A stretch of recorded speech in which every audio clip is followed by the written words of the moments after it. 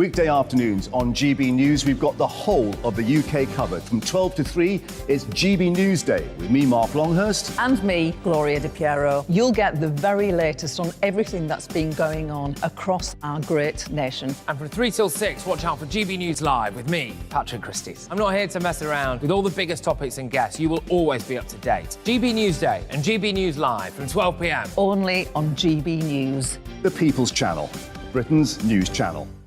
Hello there, it's Eamon Holmes here from Breakfast on GB News. We're not just on your television and your screens, you know. We're on DAB plus digital radio, so you can listen to your favourite shows on the move. If you've not yet listened to GB News Radio, it's very simple. We're on your radio player and TuneIn apps, on your smart speaker, phone or tablet, or online at gbnews.uk. Take us with you wherever you go. GB News Radio. You never have to miss a moment of the People's Channel.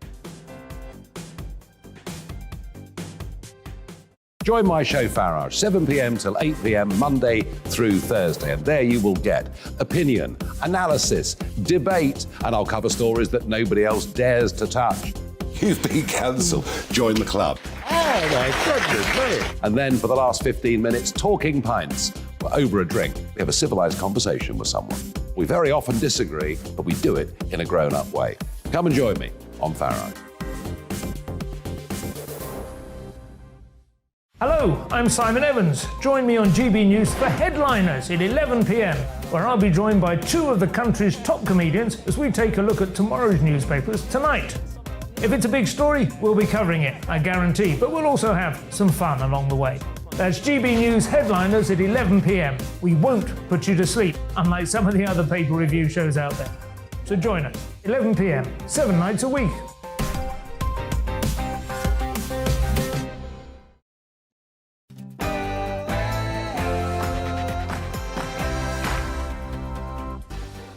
On Mark Dolan tonight, with nominations for the Tory leadership closing at 2 p.m. tomorrow.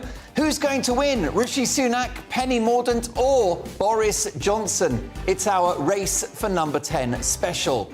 We'll hear from those backing Boris and those backing Rishi, as well as voices from across the political spectrum. In a truly stellar lineup, we speak live to Anne Widdecombe, Neil Hamilton, Sir Bill Cash, Sir Gerald Howarth, Dennis McShane and Vince Cable, and last but not least, Lord Howard, former leader of the Conservative Party and ex-Home Secretary, who's live on the programme at 9:40. You won't want to miss it. My thoughts on who should get the top job is happening next, in my big opinion. Boris or Rishi? Which is it to be? Decisions, decisions. Find out which way I'm going after the headlines with Polly Middlehurst.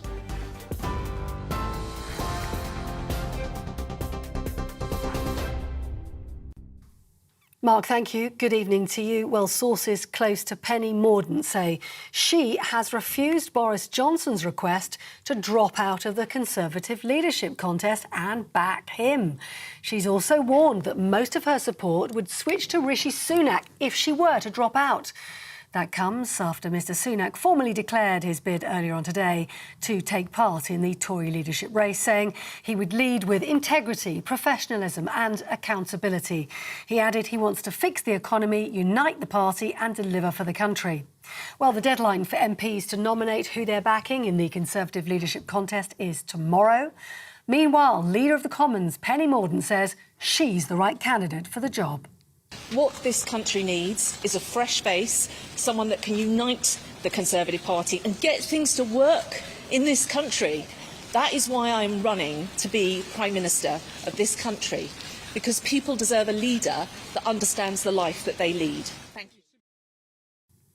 Meanwhile, the Labour leader is being urged to push for a vote of no confidence in the Tories. And a warning, the following video does contain flashing images if you're watching on TV. Sir Keir Starmer, as Leader of the Opposition in the House of Commons, is the only MP who can submit a formal vote to trigger an early general election. That comes after the SNP Westminster leader, Ian Blackford, vowed he'll work with other parties to pass a motion of no confidence. But Sir Keir says the government should be focusing on the cost of living crisis and not on a leadership race. I don't think that wasting our time on the return of Boris Johnson or any other candidate is where the public are right now. They're very worried about the bills they're not going to be able to pay this winter. Their mortgages have gone up because of the chaos and the damage that the Tories have done to the economy. The Defence Secretary Ben Wallace has warned his Russian counterpart against any attempt to escalate the war in Ukraine. Mr. Wallace spoke with Sergei Shoigu in a phone call initiated at the request of Russia. Mr. Shoigu accused the UK and the West of assisting Ukraine in trying to escalate the conflict. However, Mr. Wallace rejected those claims and warned Moscow not to try to use them as a pretext for its own efforts to step up the conflict. And lastly, a yellow weather warning is still in place for thunderstorms to continue across much of England and parts of Wales tonight. The Met Office is warning of heavy rain leading to flooding. Businesses and homes, they say, are at risk of power cuts and there could be damage from lightning, hail or strong winds. The alert adds transport could be affected as well, including potential road closures and maybe even train cancellations. That warning in place for you till 2 a.m. Batten down the hatches. You're up to date on TV, online and DAB+ radio. You're with GB News, the People's Channel, where now it's time for Mark Dolan Tonight.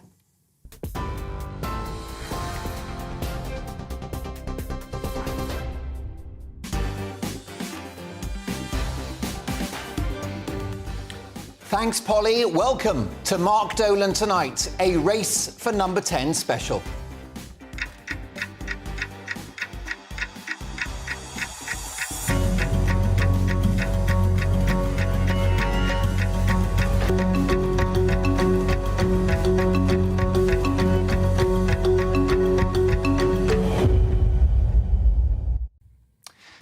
We've got some massive news for you, folks.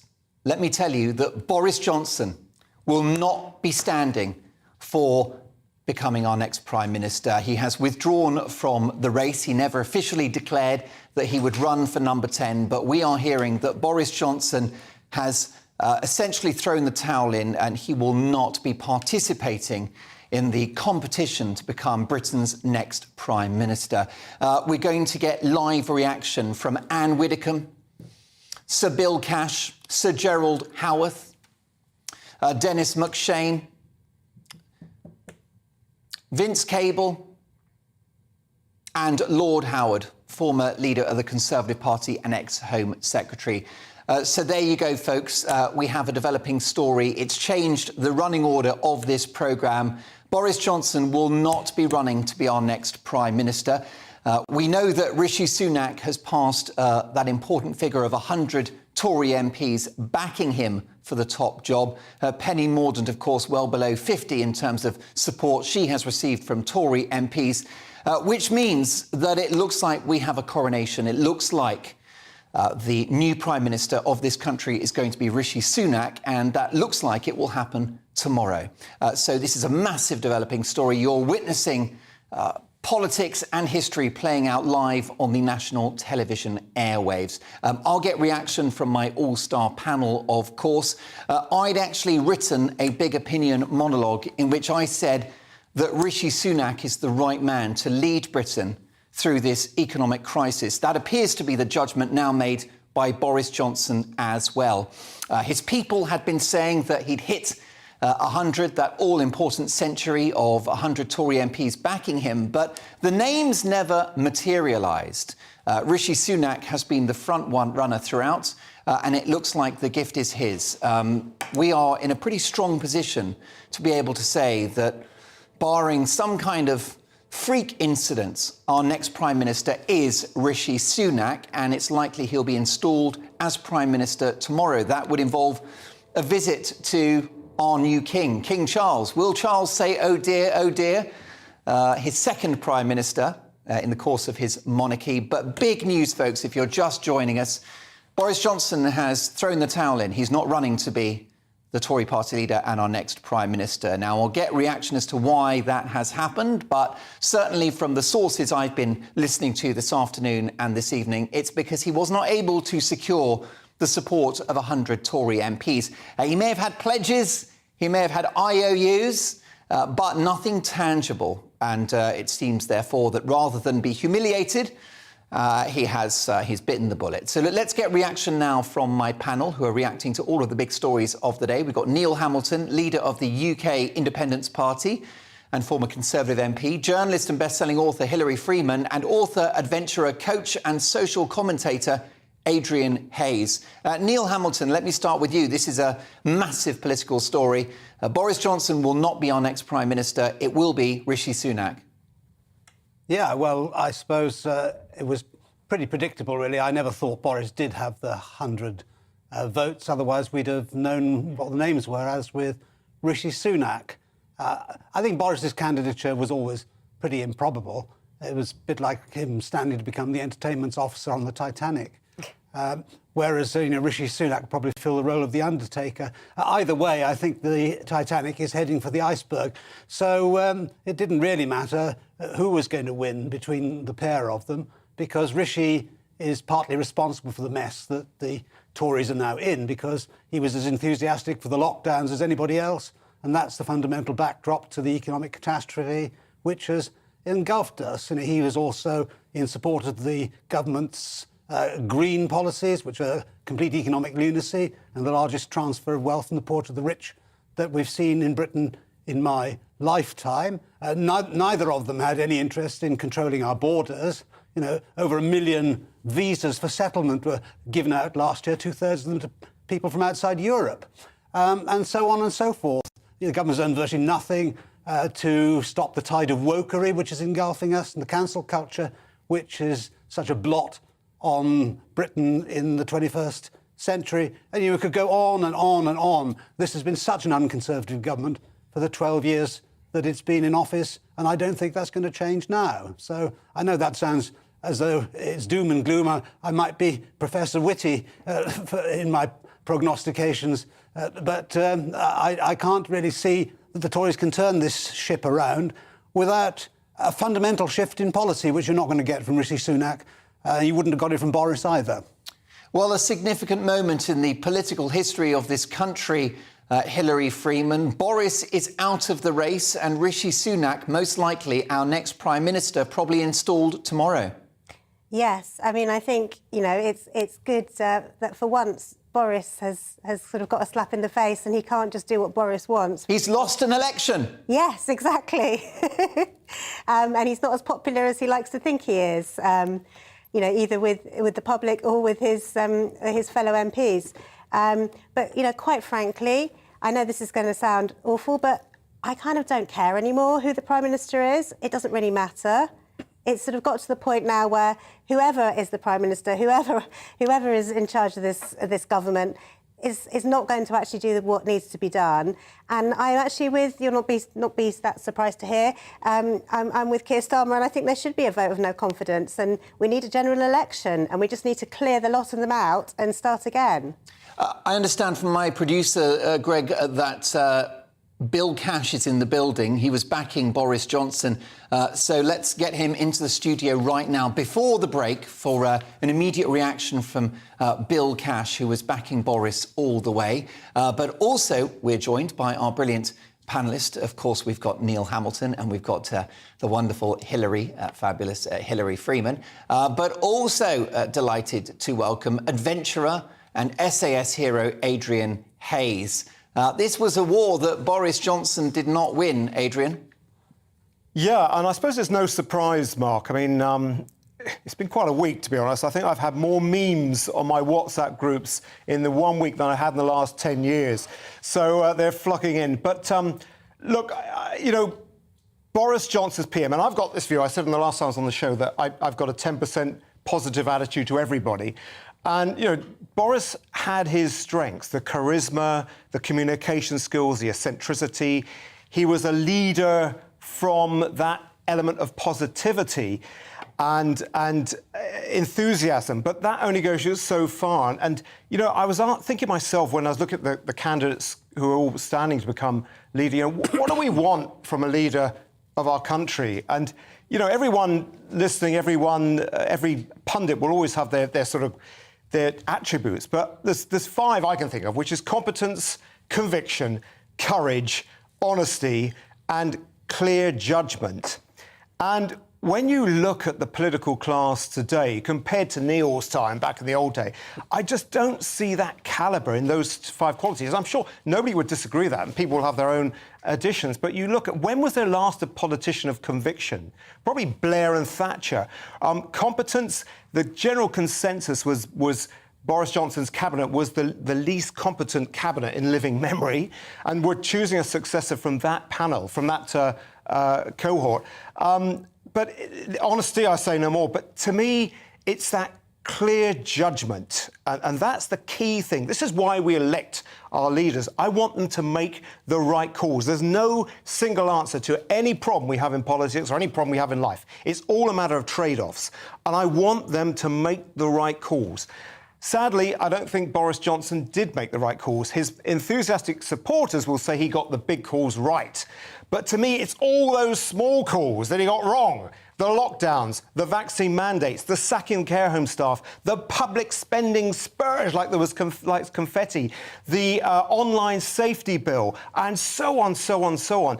His surrounding himself with the wrong advisors, supporting those who should have been dismissed, things like this, and it is too many bad calls that he's made. So out of a rather mundane selection, I would personally go with Rishi Sunak. It's not a great enthusiastic endorsement, but just really from the competence. But I would like to see him show more courage and show more clear judgment that we're badly lacking in politics today. And on that, we can all agree. If you're just joining us, massive political news. Boris Johnson has thrown the towel in. He has withdrawn from the competition to be our next Prime Minister. He never officially declared, but his people made noises that there were 100 Tory MPs in support of his candidature, but he never declared, and now he has withdrawn from the competition. He's out of contention. With Penny Mordaunt enjoying the support of less than 50 Tory MPs, it looks like Rishi Sunak is home and hosed as our next Prime Minister. The coronation many wanted and the coronation that many feared would happen. What's your reaction? Mark at gbnews.uk. I'm going to get reaction in the next few minutes from Anne Widdecombe, Sir Gerald Howarth, Dennis McShane, Vince Cable and Lord Howard, former leader of the Conservative Party. But joining me in the studio now is somebody that has been very supportive of Boris Johnson throughout his time at Number 10 and backed him to become Prime Minister once again. Bill Cash, Sir Bill Cash, of course, Conservative MP for Stone. Mr. Cash, welcome to the studio, Sir Bill. Hello, Mark. Yes. Well, you've arrived and the news has broken that Boris is out of the race. Your reaction? Well, I am very disappointed, I have to say, because apart from anything else, in the last 24, 36 hours, I put out a tweet backing Boris, and in fact, it's got 646,000 hits. So that gives you some idea about the extent and scale in the party membership and also in the public at large. So there must be a reason. Of course, I've only just heard that this is the case, and on the assumption that it's true, I can only say I'm extremely disappointed. I will point out that actually under the rules of and the constitution of the Conservative Party, it does say that, I'm reading from it here, the leader shall be elected by the party members and the Scottish party members. And it shall be the duty of the 1922 committee to present to the party as soon as reasonably practicable, upon the initiation of an election for the leader, a choice of candidates for election as leader. Now, I think a lot of people will immediately reach for their constitution, I hope, to have a good look at that, because it quite clearly states that there should be an election by the party members. And however, that's what it says. In the absence of 100 Conservative MPs backing Penny Mordaunt, then Rishi Sunak is our next Prime Minister. Well, I'm not saying that that isn't going to happen, because I'm not in a position to give you an off-the-cuff version on that. What I can say to you is that I am very disappointed. I personally think that Boris Johnson has been extremely badly treated over the last 18 months. I think he actually is a man of enormous charisma. I think that he is a brilliant and was an extremely effective leader in terms of Ukraine, COVID, the whole question of winning the general election with a stonking majority of over 80. And basically, I don't think there's anybody since Margaret Thatcher in the Conservative Party who's come anywhere near that.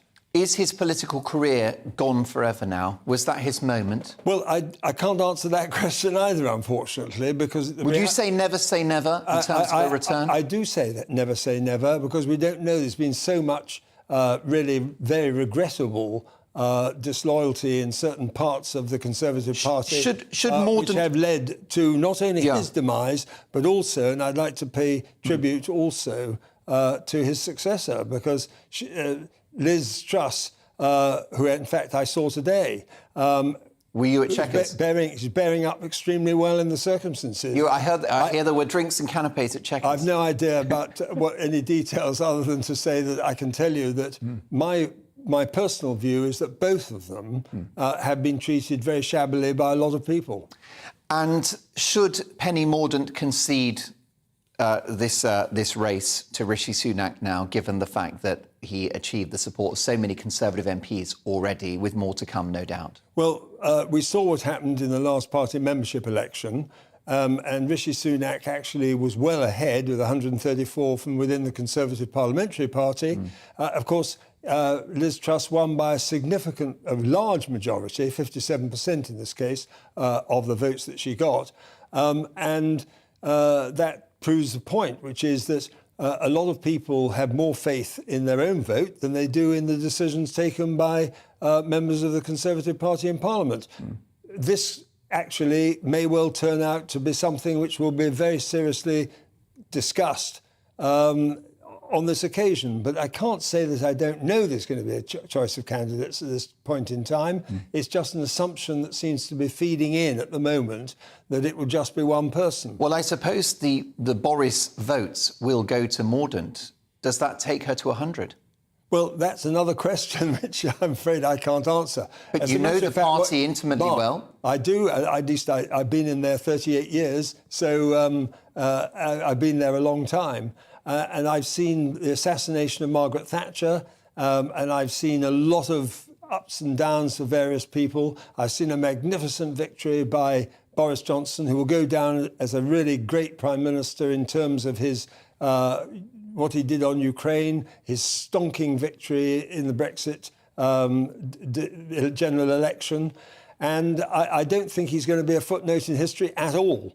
Quite the opposite. Now, why has he thrown the towel in? Because this guy's not a quitter. He's determined. He's got a thick skin. He's ambitious. Of course, he wanted to be world king as a child. So what's your suspicion as to why he has withdrawn his participation in this contest, even though he didn't really declare, but we know that privately he wanted to become Prime Minister again. What's gone wrong? Is it simply mathematics? Well, my understanding, for what it's worth, and I mean, obviously we've got no confirmation of this, but I've seen on some news flashes that we've just been shown that actually he got over 100 nominations and properly filled in online on nominations, not just guesswork.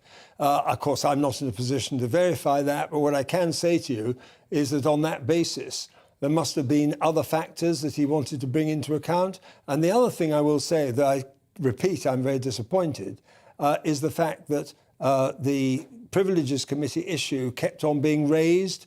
And for my money, that should not have been a factor to prevent him from standing. I mean, I heard somebody this morning on one of the television programmes who was being interviewed, a Conservative, saying that he had, and I'm paraphrasing, that he deliberately misled the House of Commons. No, he did not. The reality is that the motion that was passed, which was a red-hot Labour motion, trying to trap him, actually said that the accusation against him was that he had misled Parliament. I won't go into it now. There's a long history to this, but it goes back to the 1990s. I mean, even John Major said that if a member of Parliament was to be, or minister was to be accused, the test had to be knowingly misled.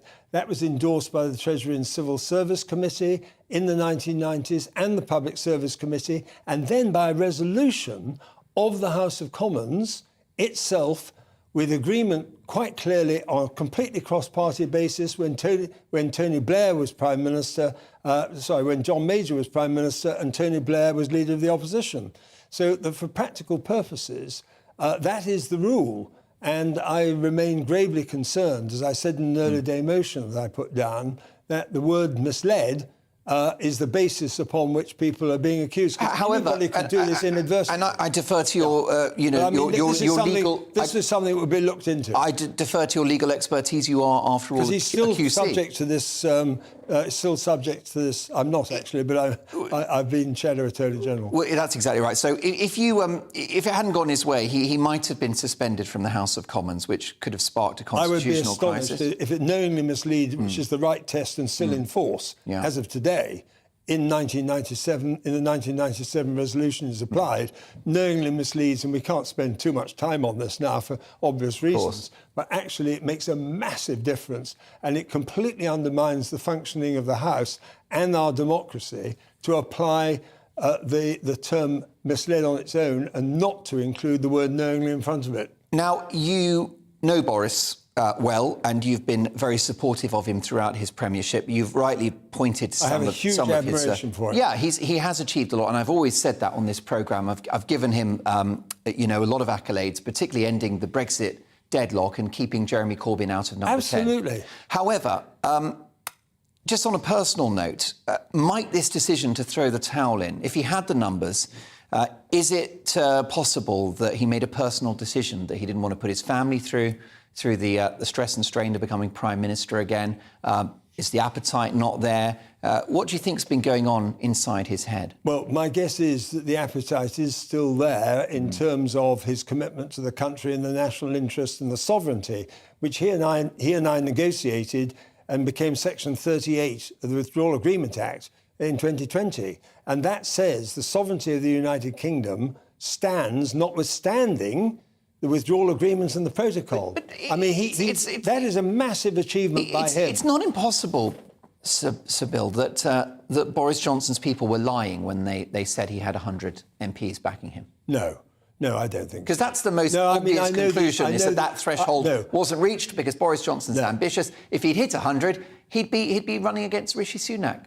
Actually, Mark, I only say this. I know the people concerned. I just don't. I know them. So I've known them for so long, and I just simply don't. Well, then why is he out? If he wants to be Prime Minister and he hits 100, I have a feeling that someone's going to ask him that question. Yeah, they will do. I'm not sure I'm in a position. One other scenario, Sir Bill. One other scenario, which is a deal with Rishi Sunak.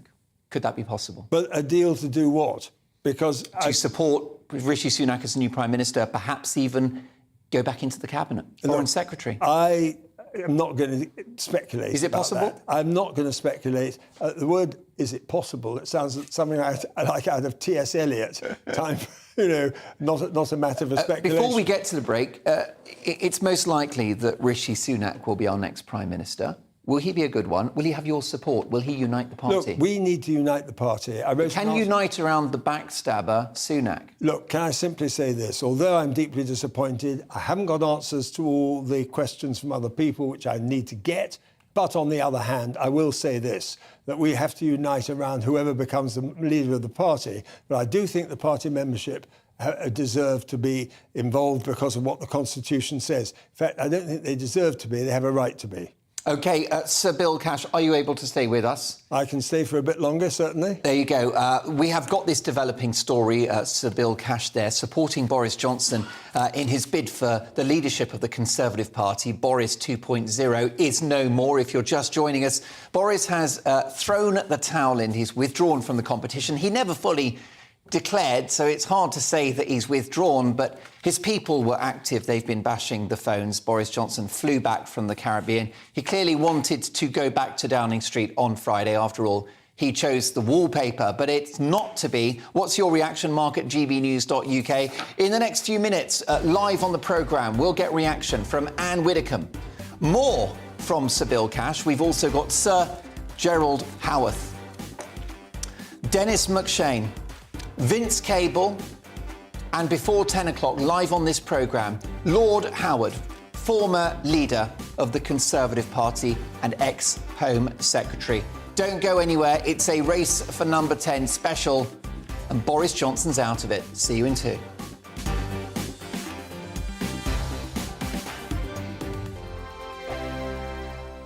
Weekday afternoons on GB News, we've got the whole of the UK covered. From 12 to 3, it's GB News Day with me, Mark Longhurst. And me, Gloria Di Piero. You'll get the very latest on everything that's been going on across our great nation. And from 3 till 6, watch out for GB News Live with me, Patrick Christys. I'm not here to mess around with all the biggest topics and guests. You will always be up to date. GB News Day and GB News Live from 12 p.m. Only on GB News. The People's Channel, Britain's news channel.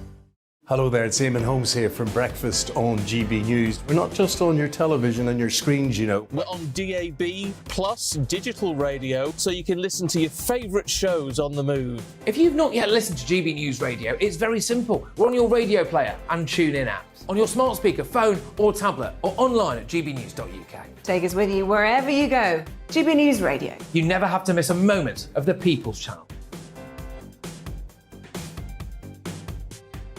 Join my show Farage, 7 p.m. till 8 p.m. Monday through Thursday, and there you will get opinion, analysis, debate, and I'll cover stories that nobody else dares to touch. You've been cancelled. Join the club. Oh my goodness, brilliant. And then for the last 15 minutes, talking pints. We're over a drink. We have a civilised conversation with someone. We very often disagree, but we do it in a grown-up way. Come and join me on Farage. Hello, I'm Simon Evans. Join me on GB News for Headliners at 11 p.m, where I'll be joined by two of the country's top comedians as we take a look at tomorrow's newspapers tonight. If it's a big story, we'll be covering it, I guarantee, but we'll also have some fun along the way. That's GB News Headliners at 11 p.m. We won't put you to sleep, unlike some of the other paper review shows out there. So join us, 11 p.m, 7 nights a week.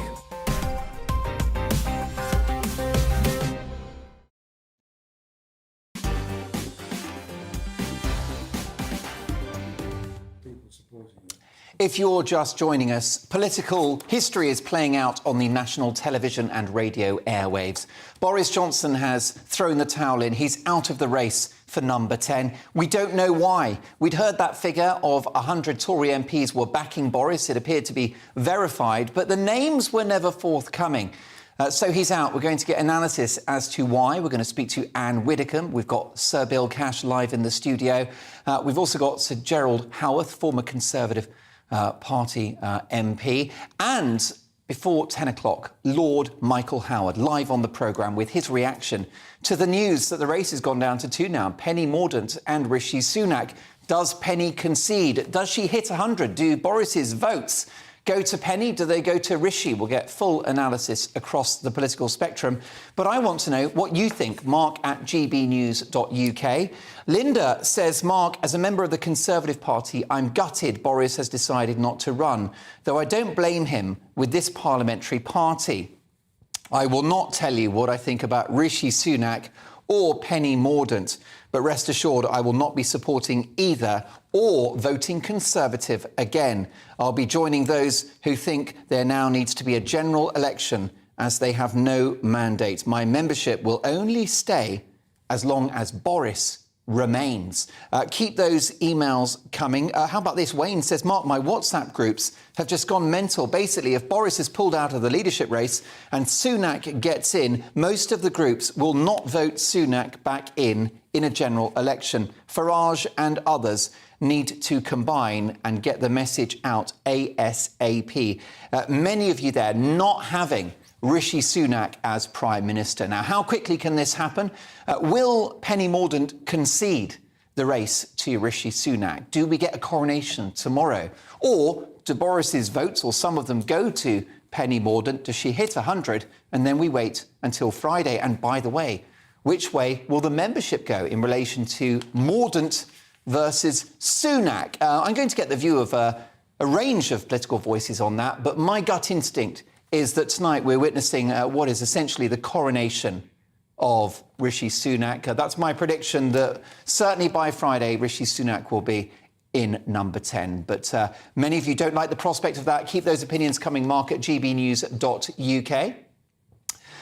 We've got lots more voices contributing, including Anne Widdecombe, but still with me, Conservative MP Sir William Cash, who's been backing Boris Johnson, and also former Minister for Europe under Tony Blair, Dennis McShane, who was also Labour MP for Rotherham for 18 years. So, gentlemen, welcome to the programme.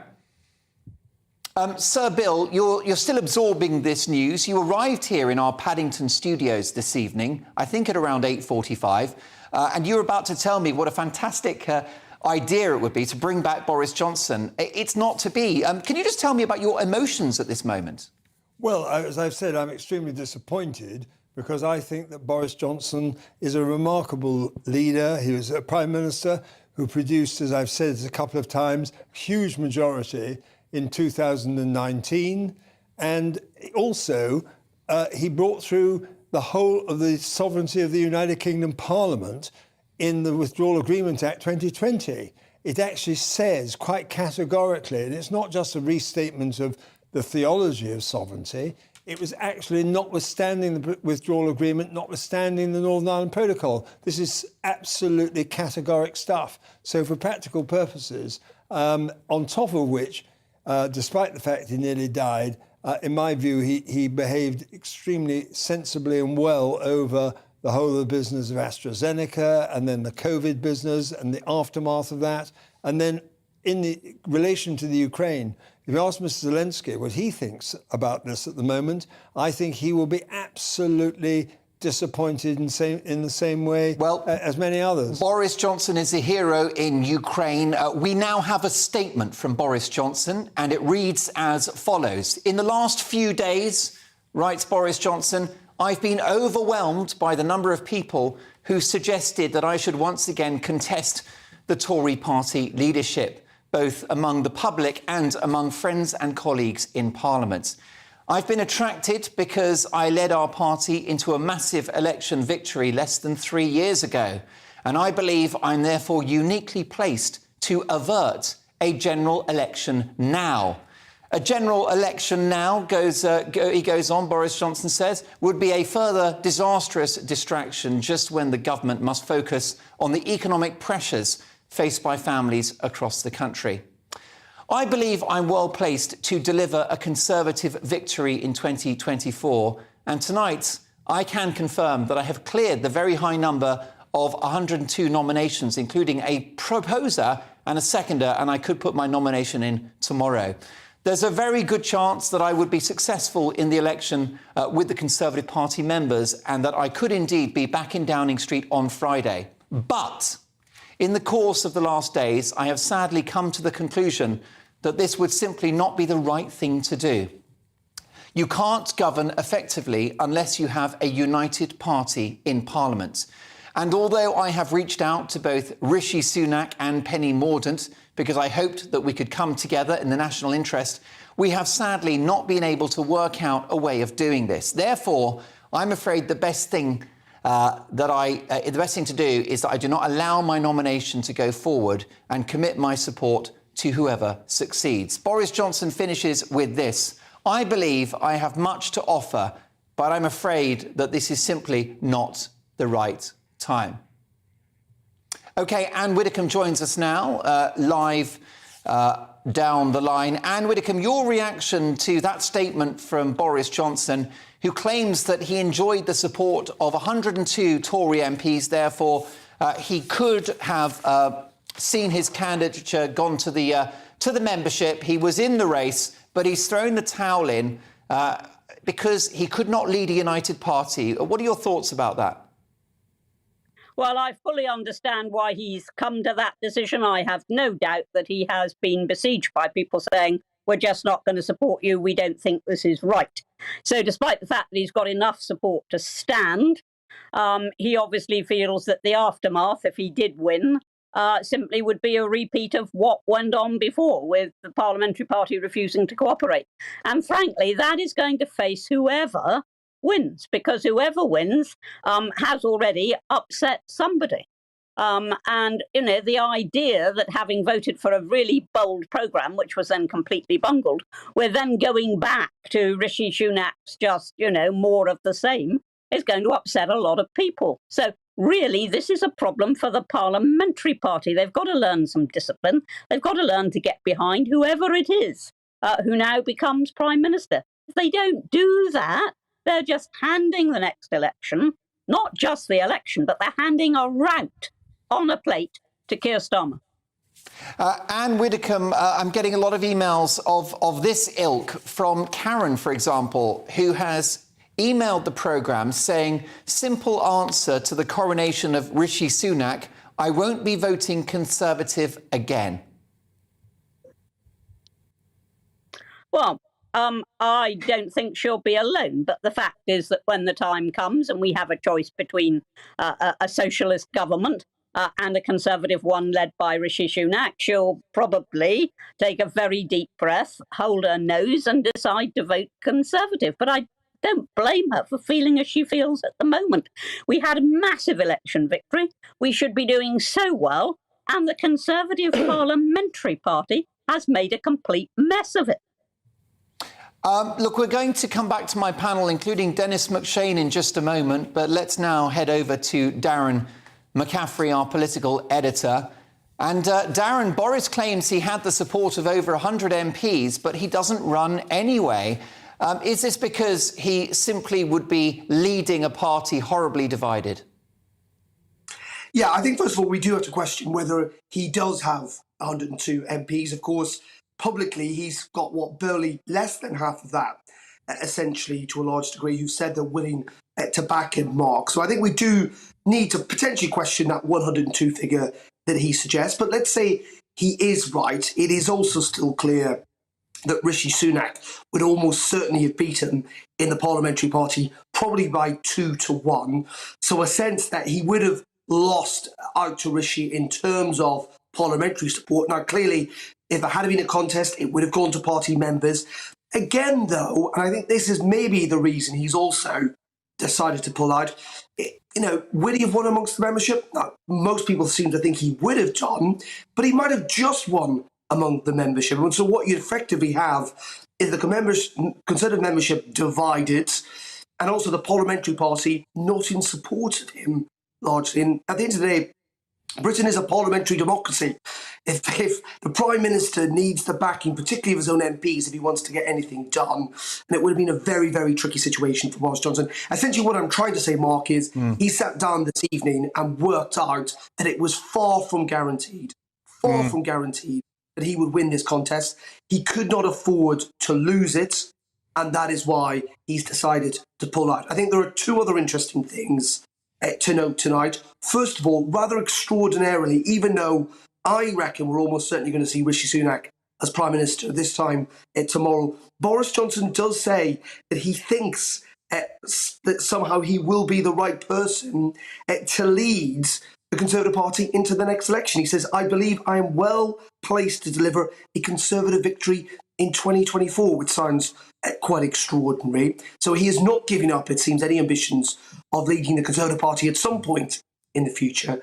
And second of all, there's been a big discussion about where Penny Mordaunt would play out in all of this. Where would Boris Johnson's 102 supporters, or whatever number it is, would they back Penny Mordaunt in necessity to try and keep Rishi Sunak out of this race? Well, it seems largely, actually, from what we've seen so far, they are actually backing Rishi Sunak instead. So they're not backing Penny Mordaunt. Nadhim Zahawi, former Chancellor, big supporter of Boris Johnson. He came out yesterday. He has tweeted in the last couple of minutes saying that a day is a long time in politics, but given the news that it is clear that Rishi Sunak should be the next Prime Minister. So I suspect, Mark, we will probably see Penny Mordaunt either not reach that 100 figure, even if she does, maybe pull out, and almost certainly the new Prime Minister, the new Conservative leader, this time tomorrow, will be Rishi Sunak. That's right. As news was breaking, I speculated that Rishi Sunak could be on his way to see the King tomorrow afternoon. Yeah, I think we're almost certainly going to see that. Now, clearly, the deadline had been set by the Conservative Party was this Friday. Liz Truss, the current Prime Minister, spent all weekend in Chequers saying goodbye to staff and holding parties and thanking loyal MPs. But in the end, the Conservative Party clearly want to get on top of this pretty quickly. If it is not going to go to, and I would suggest, as I say, rule nothing out in British politics these days, but it seems very, very unlikely now, I think, that we will see a challenge that goes to the membership. They will want to have Rishi Sunak in place, certainly for Prime Minister's question time on Wednesday. I mean, that would have been a difficult, humiliating experience, I would have thought, for Liz Truss. So they will definitely want him in place by Wednesday. And also, it does seem that he is determined, along with Jeremy Hunt, who will, I think, almost certainly stay as Chancellor, to go ahead with this really big, important fiscal event next Monday on Halloween, the 31st of October. So yes, quite extraordinary that we will have a new Prime Minister, our third Prime Minister in the space of 2 months. This man that you see on your TV screens, Rishi Sunak, the former Chancellor, the man whose resignation, it must be said, brought down Boris Johnson. One of the reasons that many party members do not like him, they feel that he stabbed Boris Johnson in the back. He lost out to Liz Truss in that membership vote, but almost certainly, I reckon, he will be Britain's new Prime Minister by 2, 3, 4 o'clock tomorrow afternoon. Yes. Darren, very briefly, if you can, we need to get to Lord Michael Howard, Anne Widdecombe, Bill Cash and Dennis McShane. But two really quick ones. Do you think that there's a thought in the mind of Rishi Sunak that he'd like the membership to give him that mandate, that if Penny Mordaunt hits 100, the grassroots Tories should actually, send him to number 10. And if not, if Penny Mordaunt either doesn't hit 100 or she concedes, she gets a big job in his cabinet, possibly Deputy Prime Minister. Yeah, indeed, Foreign Secretary's been talked about as well, Mark. I think at this stage, given what's happening, given the fact that momentum's behind Rishi Sunak, given it seems the Parliamentary Party is to a large degree now rowing behind former Chancellor, I'm not entirely sure we'll go to a membership vote. Also, there are big questions about whether Conservative Party headquarters was able really to carry out this online ballot in such a quick fashion, whether it could be challenged. I think the party fundamentally wanted to avoid it as much as they could. I think that opportunity will come tomorrow. And yes, I think Rishi Sunak is going to have to learn the lessons to a degree from Boris Johnson, and particularly Liz Sunak. This is going to have to be a cabinet that reflects the makeup of the Conservative Party if he wants to be a Prime Minister that can govern, given the divisions within the Conservative Party. And it is not going to be an easy ride for Rishi Sunak. He's got a cost of living crisis, he's got financial turmoil on the market, and he has also got a divided party and a section of the party that frankly will never forgive him for helping, they see, to oust Boris Johnson. So it's going to be pretty difficult for Rishi Sunak going forward. Darren McCaffrey, brilliant stuff. I look forward to watching your coverage on GB News tomorrow. Of course, Darren McCaffrey there, our political editor, suggesting that Rishi Sunak may receive, in fact, is perhaps likely to get that coronation, and he'll be on his way to Buckingham Palace at some point tomorrow. More reaction coming in. You're all not happy, Mark, at gbnews.uk. I'm looking for a positive Rishi Sunak email at this point, but you're not happy at all. How about this, Adrian? Mark, the statement you read out is spot on. Boris is the right person to win an election in 2024. He'll wait till then. He would win as well. He said it's not the right time. Now it certainly isn't. There you go, Adrian. Thank you for that. Let's now have a chat with Anne Widdecombe, former Tory government minister and ex-Tory MP, and also former Labour Minister for Europe, Dennis McShane. Dennis, let me give you the floor right now. This is bad news for Labour, isn't it? The Tories are getting their act together, and they're going to have a very talented and coherent Prime Minister in Rishi Sunak, most likely by close of play tomorrow. I tend to say, on the contrary, just want to say, Bill Cash, a friend over 25 years. I was there in the Commons when he launched the great campaign against Europe 25 years ago. It's now come to an end. There's an era is changing. Brexit has swallowed up the Conservative Party. Now it's emerging into the clearer light of a normal centrist internationalist partnership Britain. Now, for as far as Rishi is concerned, wish him well, wish all Prime Ministers well, but He is the richest politician in Europe. He hasn't the faintest idea of the normal life and condition of living of most British people, middle class, working class, red wall, whatever you like. He's richer than any other politician in the Western Hemisphere. And I think it'll be a gift, an absolute gift to Labour, frankly. So would have been Boris. And you want to carry on for 2 more years, limping down for the last 2 years. Bill and I were there in the last 2 years before 1997. The chicken run will start. The Tory party will give up.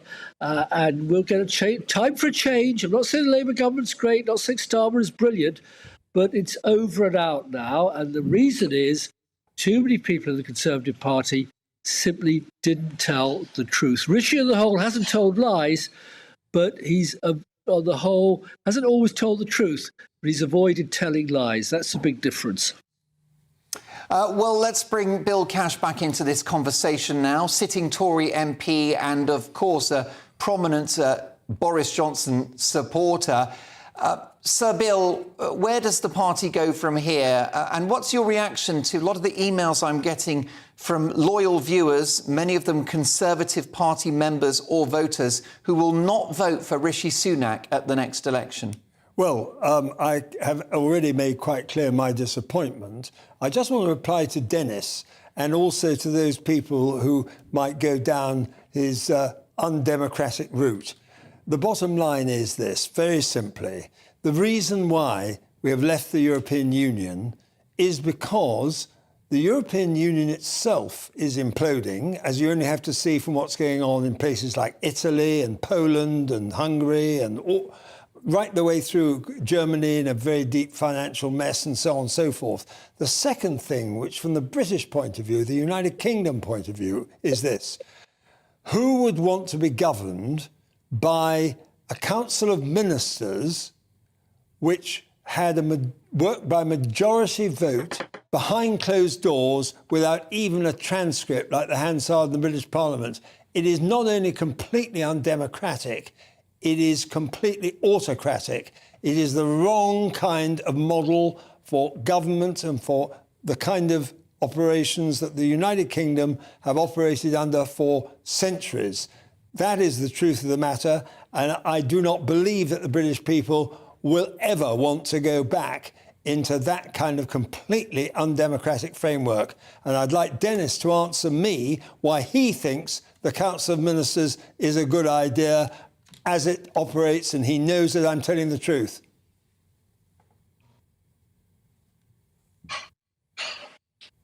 You want me to reply? We don't want to... No, I'd like you to be able to explain Margaret Thatcher, the ridiculous nonsense that you've just put up. But let's pass on from that. Well, let's pass on from it, because actually one of the great achievements of Boris Johnson was to end the Brexit deadlock, Sir Bill, which I think you can agree is a brilliant thing. And I found myself, as somebody that voted Remain, that I've become the biggest champion of Brexit, unlike many Tory MPs and some cabinet ministers. So let's now go over to Lord Howard, Michael Howard, who was leader of the Conservative Party between 2003 and 2005, of course, former Conservative Home Secretary under John Major. Michael Howard served under Margaret Thatcher as well. A true icon of the Conservative movement. Lord Howard, welcome to the programme. Now, you called for Boris Johnson to resign in the summer following the loss of 2 key by-elections in Wakefield and Tiverton and Honiton. So I can't imagine you were eager to see him back at number 10. No, but I want to start by paying tribute to him tonight. Boris Johnson is a man of very remarkable qualities, and tonight he's done the right thing. He's done the right thing for himself and for the Conservative Party and for the country. And I want to pay tribute to him for the action that he's taken tonight. I am a supporter of Rishi Sunak. I think Rishi will provide the country with calm, responsible, sensible Conservative leadership over the next 2 years. And I think that we will be seeing the fruits of that leadership well in time for the Conservative Party to win the next election. Now, that may be a rather far-fetched view at the moment, given the opinion polls, but I don't believe that it's at all impossible. We've seen it happen before in our history. Suez was an even greater humiliation than we've been through in the last few weeks. But there was a change of Prime Minister a few weeks later, and 2 years later, the new Prime Minister, Harold Macmillan, won a majority of 100. And I think that can happen again. Well, now, what about the future of the Conservative Party, Lord Howard? Lots of people were backing Boris in this leadership contest. He never obviously officially, declared his candidacy, but his people were bashing the phones. Do you think that Rishi Sunak, the likely next Prime Minister, will do a good job? Can he win the next election? Yes and yes. I think he will do a good job. I think he can win the next election. And I think Conservative members of Parliament, even those who are disappointed by Boris' decision tonight, and I know many of them will be disappointed, I think they will understand that if they want to keep their seats at the next general election, they have to unite behind Rishi Sunak. They have 2 years in which to confront the enormous challenges facing the country, overcome those challenges, deliver the kind of leadership that the country so badly needs. And can Rishi Sunak unite the party, given the fact that there's a perception, Lord Howard, that he'd been plotting Boris Johnson's downfall for months, as early as winter of last year? Well, there are all sorts of perceptions, and they're not always accurate. He resigned as a matter of principle, but whether you agree with that or not, and whether you were very upset about his decision at that time, we have to put these things behind us. These are past grievances, and we can't allow them to stand in the way of the task that faces the Conservative Party now for the good of the country, for the good of all the people we care about. We have to confront those challenges, take those decisions, and deliver the sensible leadership which the country so badly needs. And what about Penny Mordaunt, Lord Howard? Do you think that she should concede the contest now? Or do you think if she can hit 100 votes, the Tory membership, the grassroots, who of course deliver the leaflets and do the canvassing, deserve a say in who their leader is? Well, it's obviously a matter for Penny if she can get the 100. I personally would prefer her to withdraw, because I think the sooner we can start on this great task that confronts the new government, the better. And I think it would be a good thing if Rishi were to become Prime Minister tomorrow. But if Penny gets the 100, whether she withdraws is a matter for her. If she doesn't get the 100, well, that's that. Well, indeed. That party that you previously were leader of, Lord Howard, do you think it's irreparably damaged in terms of its reputation, the ill-fated mini-budget? Do you think that the party is, I don't know, has it reached the point of no return? Does it face an existential threat at the next election? Not at all. I think that in time, if we get the kind of leadership that I hope we will get, people will be able to put the last few weeks behind them like a kind of bad dream, and I think it will fade into the recesses of our collective memory. It's been a bad time, no denying that. Terrible mistakes were made, but we can recover from that, and we can overcome the challenges. We're a great country, and we've faced challenges before and overcome them, and we can do that again. And the new government will have 2 years to do that before the next election, when people will have to choose between our Conservative Prime Minister and the man who, if the country had listened to at the last general election, would have had Jeremy Corbyn as its Prime Minister. Lord Howard, what's your advice to most likely the incoming new Prime Minister, Rishi Sunak? For example, the composition of his cabinet. Oh, I think it would be very sensible for him to bring together, because very important, as everybody said, to unify the party, to bring together people from all strands of the party. The Conservative Party is a coalition. It's always been a coalition. There are different strands of opinion within it, and it would be very good and very sensible to have all strands of opinion reflected in that cabinet. And what about Michael Gove, for example? Do you think he should be back in the cabinet, given the fact that he's quite a troublemaker on those backbenches? Well, I'm not going to go through a list of names with you, Mark. The cabinet is not for me to decide, thank goodness. It's for Rishi Sunak to decide, and I'm more than content to leave that to him. Finally, Lord Howard, have you not been dismayed at the public airing of laundry on the part of your party, this soap opera, as my viewers at home are worried about far more pressing matters like their mortgage, their rent, the cost of filling their car with petrol or heating their homes? Well, look, the last few weeks have been a bad dream, and of course I've been upset by them, and of course I regret them.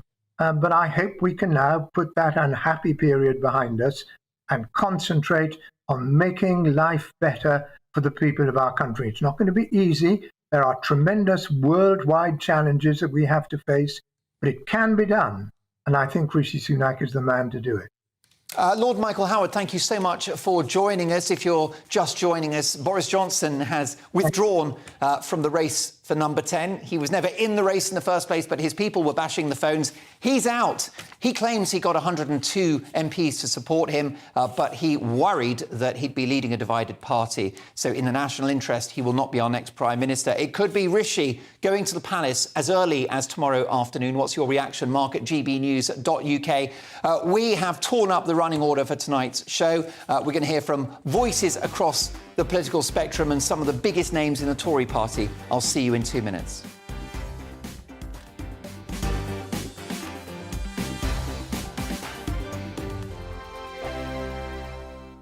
Weekday afternoons on GB News, we've got the whole of the UK covered. From 12 to 3, it's GB News Day with me, Mark Longhurst. And me, Gloria Di Piero. You'll get the very latest on everything that's been going on across our great nation. And from 3 till 6, watch out for GB News Live with me, Patrick Christie. I'm not here to mess around with all the biggest topics and guests. You will always be up to date. GB News Day and GB News Live from 12 p.m. Only on GB News. The People's Channel, Britain's news channel.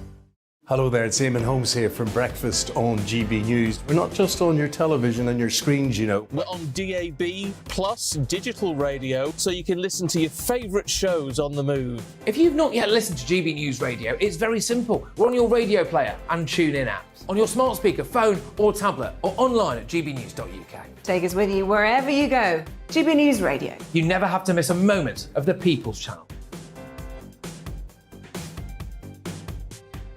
Join my show Farage, 7 p.m. till 8 p.m. Monday through Thursday. And there you will get opinion, analysis, debate, and I'll cover stories that nobody else dares to touch.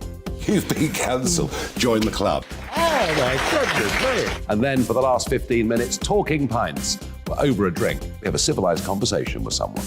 We very often disagree, but we do it in a grown-up way. Come and join me on Farage. Hello, I'm Simon Evans. Join me on GB News for Headliners at 11 p.m, where I'll be joined by two of the country's top comedians as we take a look at tomorrow's newspapers tonight. If it's a big story, we'll be covering it, I guarantee, but we'll also have some fun along the way. That's GB News Headliners at 11 p.m. We won't put you to sleep, unlike some of the other paper review shows out there. So join us, 11 p.m, 7 nights a week.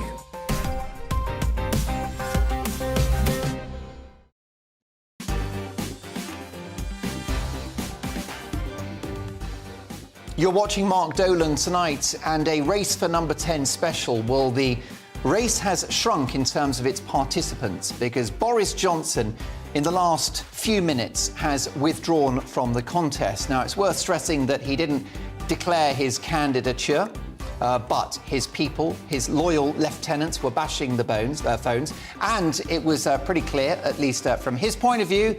He's been suggesting that he enjoyed the support of over 100 Tory MPs. 102 is the figure quoted by Boris Johnson, but he has said that because of divisions within the party, he's not confident that he could actually lead the country and the government in the national interest without the support of all of his members. So he's out. And then there were two. Rishi Sunak and Penny Mordaunt. Lots of questions that need to be answered in the next hour, including what happens with Penny Mordaunt. Does she hit that threshold of 100 Tory MPs supporting her? Do some of Boris's votes go to Mordaunt? And does she take it to the membership? If so, we'll have to wait till Friday for the announcement of who our next Prime Minister is. If she doesn't hit 100, then, of course, the crown goes to Rishi Sunak. But there are issues about the legitimacy of Sunak entering number 10 without the support of Tory grassroots members. If you're in that group, let me know your thoughts about this. Rishi Sunak now very likely our next Prime Minister, potentially off to the palace tomorrow. Mark at gbnews.uk. We're going to hear from Anne Widdecombe. We're going to hear from Sir Vince Cable. We've also got Sir Gerald Howarth in the studio, former Tory MP, and lots of other big beasts from the political jungle. So there you go. Boris Johnson out of the race. Is it Prime Minister Sunak?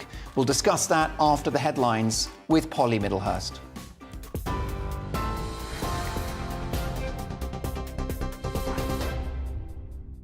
Mark, thank you, and good evening to you. Yes, the breaking news this evening is that Boris Johnson has pulled out of the Tory leadership contest tonight, saying it wouldn't be the right thing to do. The former Prime Minister said he will not run, despite having the support of 102 MPs. Mr Johnson said in a statement, "You can't govern effectively unless you have a united party in Parliament." That comes after sources close to Penny Mordaunt say she refused Boris Johnson's request to drop out of the Conservative leadership contest and back him. Well, earlier today, Rishi Sunak formally declared his bid to take part in the Tory leadership race, saying he would lead with integrity, professionalism and accountability. He added he wants to fix the economy, unite the Tory party and deliver for the country. And the deadline for MPs to nominate who they're backing in the Conservative leadership contest is tomorrow. Then, in the last 10 minutes on Mark Dolan's programme, Tory grandee Lord Michael Howard told GB News that Penny Mordaunt should stand down. But earlier today, she was insisting she is the right candidate for the job. What this country needs is a fresh face, someone that can unite the Conservative Party and get things to work in this country.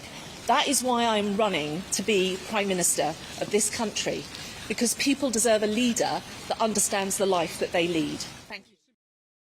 Meanwhile, the Labour leader is being urged to push for a vote of no confidence in the Tories, and a warning the following vision contains some flashing images if you're watching on TV. Sir Keir Starmer, as leader of the opposition for the House of Commons, is in fact the only MP who can submit a formal vote to trigger an early general election. That comes after the SNP Westminster leader, Ian Blackford, vowed he'll work with other parties to pass a motion of no confidence.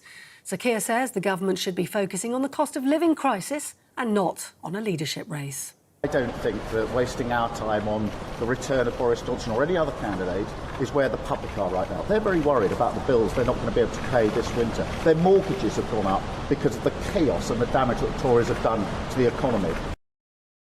Well, in news away from politics, the Defence Secretary Ben Wallace has warned his Russian counterpart against any attempt to escalate the war in Ukraine. Mr Wallace was speaking with Sergei Shoigu in a phone call initiated at the request of Russia. Mr Shoigu accused the UK and the West of assisting Ukraine in trying to escalate the conflict. However, Mr Wallace rejected the claims and warned Moscow not to try to use them as a pretext for its own efforts to step up the conflict. And here, a yellow weather warning is still in existence tonight for thunderstorms to continue across much of England and parts of Wales. The Met Office warns heavy rain could lead to flooding, with businesses and homes at risk of power cuts. There could be damage from lightning, hail or even strong winds. And the alert adds transport could also be affected, including potential road closures for tomorrow and train cancellations for the beginning of the working week. The warning is in place until 2 a.m. You're up to date on TV, online and DAB+ radio. You're with GB News, the People's Channel. Time now to go back to Mark Dolan tonight.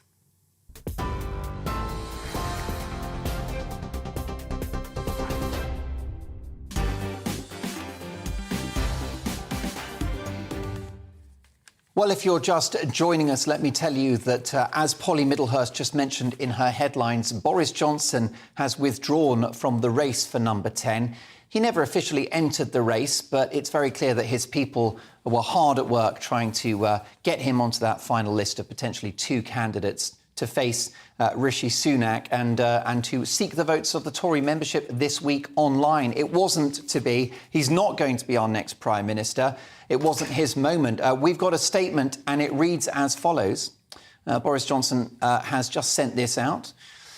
And he goes on to say, I believe I'm well placed to deliver a Conservative victory in 2024. And tonight I can confirm that I've cleared the very high hurdle of 102 nominations, including a proposer and a seconder. And I could put my nomination in tomorrow. In the course of the last days, I have sadly come to the conclusion that this would simply not be the right thing to do. You can't govern effectively unless you have a united party in Parliament. Let's get the views now of former Business Secretary and, of course, the former leader of the Liberal Democrats, who was booked onto the programme to talk about the economy. But now we have to talk about politics. Sir Vince Cable, welcome to the programme. And another massive political developing story. Your reactions, Sir Vince? Well, it's not totally surprising. I mean, I think Boris Johnson's candidacy was never really a runner.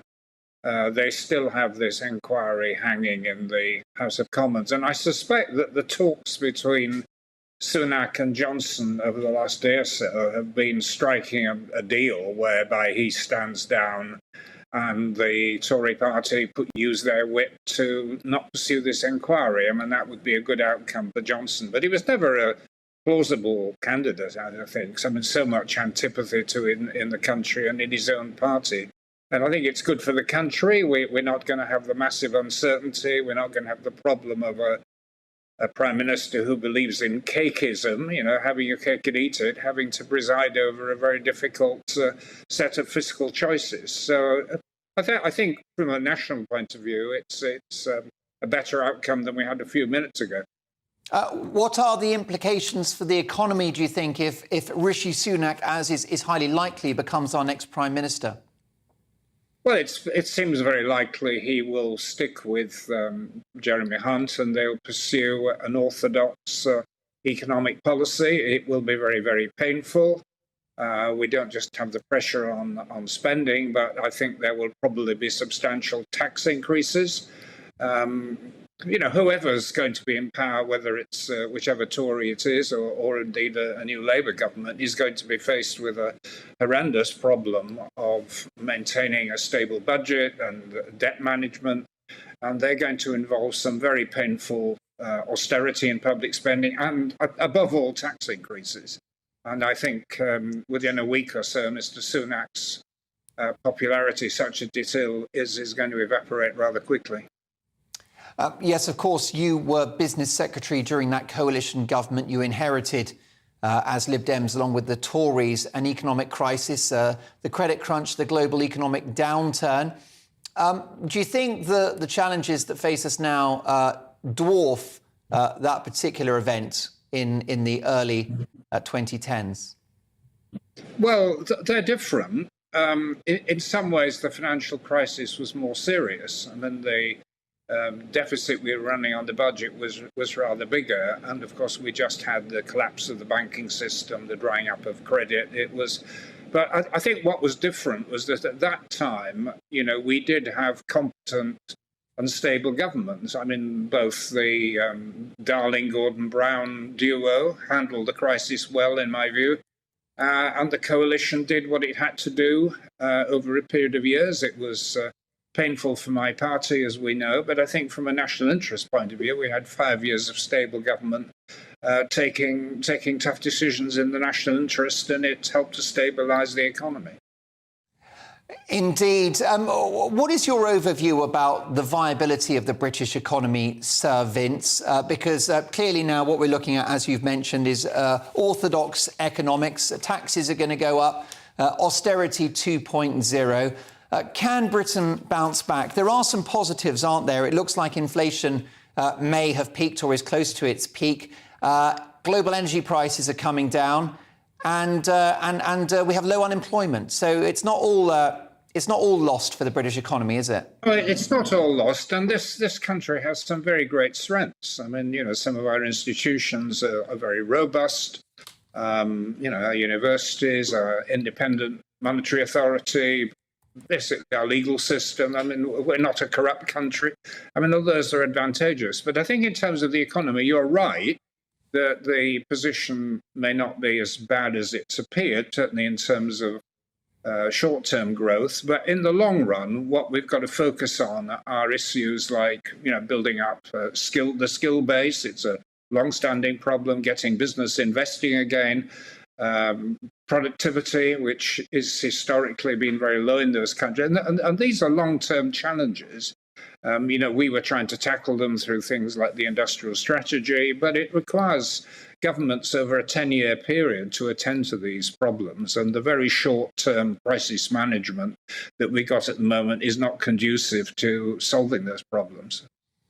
So, Vince, let me ask you a political question. We think it's likely that Rishi Sunak will be our next Prime Minister. Of course, never say never in terms of Penny Mordaunt. She may hit 100 and she'd be within her rights to take that vote to the membership. However, if Rishi Sunak gets into number 10 either on tomorrow afternoon or on Friday, how do you anticipate the outcome of the next election going? Do you think Labour are still a shoo-in as the largest party or even to achieve a majority? Well, I think it's very likely that there'll be a change of government. I think that the spectacular leads that the Labour Party has at the moment are not going to be sustained. I mean, Sunak is a sort of competent, reassuring figure. I think if I were, putting some money at the bookmakers tonight, I would be on a Labour government, but probably not with a large majority and maybe not with a large overall majority. Sir Vince, thank you very much for joining us. Sir Vince Cable, former leader of the Liberal Democrats, former business secretary in the coalition government of 2010. Let's get the reaction now of my panel. And I'm delighted to say that with me in the studio for the rest of the hour, we've got the leader of UKIP, Neil Hamilton. We've got broadcaster and agony aunt Hilary Freeman and SAS hero and broadcaster Adrian Hayes. Let me come to you, if I can, Neil Hamilton. Are the Tories toast, as many of my emailers are saying tonight? Well, not necessarily, because the Labour Party certainly has nothing to offer the country. After all, they backed most of the stuff that was in the mini-budget that they are now vilifying. It's only the few odds and sods that, in relation to the 45p tax rate and corporation tax, that Labour opposed. All the big-ticket items they supported. And how are Labour going to control public spending? I mean, when they're in the pockets of the unions, of course, because they always have been. So they want to expand the public sector. They have always, except for a period under Blair, immediately after the last Tory government in 1997, they've always spent money like it's going out of fashion. And we've now inherited, or they will inherit from this Conservative government, a higher tax burden than even under the Attlee government in 1950-51. So I can't see much scope for Labour increasing taxes. So I think they're going to be stuffed if they do win the election. But in the election itself, I don't see what they can offer the British people as a convincing alternative, which is better than the Conservative Party. Mind you, I think Sunak is going to be a disaster as Prime Minister because the economic policy that he's pursuing is to put up taxes just as we're about to be pitchforked into a recession.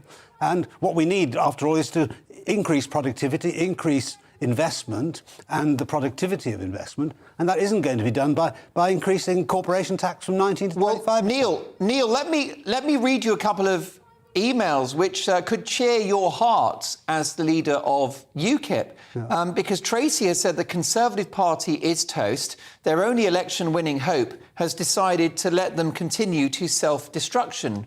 Of course, she's referring to Boris. They are ungovernable, and Boris has recognised this. No voting Conservative for me. Farage for PM. And Pat has said, hi, Mark, I won't vote Tory again. I've just joined the Reform Party. Get rid of the Conservatives altogether and have a party that will back the will of the English people. Is there an opportunity there for reform, of course, your party, UKIP, and other smaller parties of the right? Well, I mean, the legacy parties have completely failed us, haven't they, for so many years? And we wouldn't have got Brexit in the first place had it not been for UKIP. You know, Cameron was forced to grant a referendum as a result of UKIP breathing down his neck in by-elections way back in 2010-11. And in the Brexit referendum campaign, UKIP and the Brexit Party subsequently, were vitally important in getting Brexit across the line. Not that the government actually did anything with Brexit once it had been achieved. That's another black mark for the Tories, that we've wasted the last 6 years since the referendum result. First of all under Theresa May, but then also under Boris Johnson. He did nothing to capitalise on the freedoms which we had acquired as a result of his getting Brexit across the line. So I do think that the legacy parties are totally exhausted and bankrupt, and we do need a new force in British politics to shake things up. But of course it's very difficult to achieve that with the first past the post electoral system, which is designed to keep the old gang in office. And I think the public at large ought to break out of this conservative mindset that they have, regardless of whether they're right or left, and vote for the radical alternative, which obviously I think is UKIP, because we've got a complete programme for office, which we put before the people in 2015 when we got 4.5 million votes, but only one seat. Hillary Freeman, is the departure of Boris Johnson, the withdrawal of Boris Johnson from this race for number 10, good or bad news for Labour? I think it's probably bad news for Labour in the sense that if he had become PM again, he would have he'd have found himself in hot water very soon, and it might have led to an election quicker. But quite frankly, I don't think it makes that much difference. I think with what Vince Cable said, I think that Labour are going to win the next election, probably not on such a huge majority. And I think, the Tories are just hoping that the longer that they can keep going until the next election, that something, might happen either in the world that will reverse their fortunes, or that something will happen in the Labour Party that will reverse their fortunes and just keep dragging things out. But I think it was interesting that Boris was talking about 2024. He sounds like he's sort of gearing himself up for a presidential election. It's all about Boris again. This is not how politics works in this country. We've got more developing news, which is that the Chancellor, Jeremy Hunt, is backing Rishi Sunak as our next Prime Minister. So, of course, this is a developing story. We know that in the last 24 hours, Nadeem Zahawi has backed Boris Johnson. Boris is out of the race, if you're just joining us, and he's thrown his support behind Rishi Sunak. So do you think, Adrian Hayes, that Rishi Sunak now has momentum? Do you think that he'll be in number 10 tomorrow night? I think he probably will.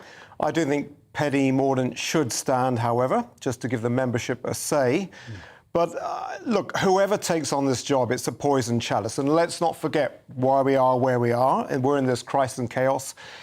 Ukraine didn't help, mini-budget didn't help, but we're in this crisis because of the £500 billion that we wasted trying to defeat a virus that we all got in the end, in any case. Just put that one in there. But look, I think there's too much talk, too much Boris Johnson's statement about the next election.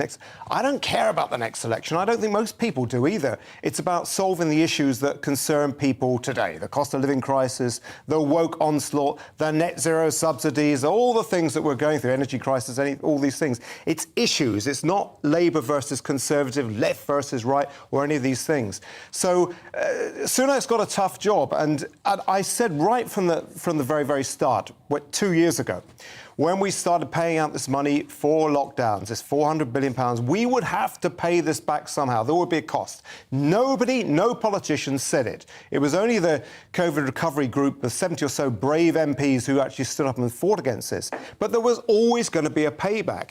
And the British public have got to recognise that we cannot keep on this debt. Our borrowing costs last month, it was just announced the other day, to very, very limited news, £20 billion.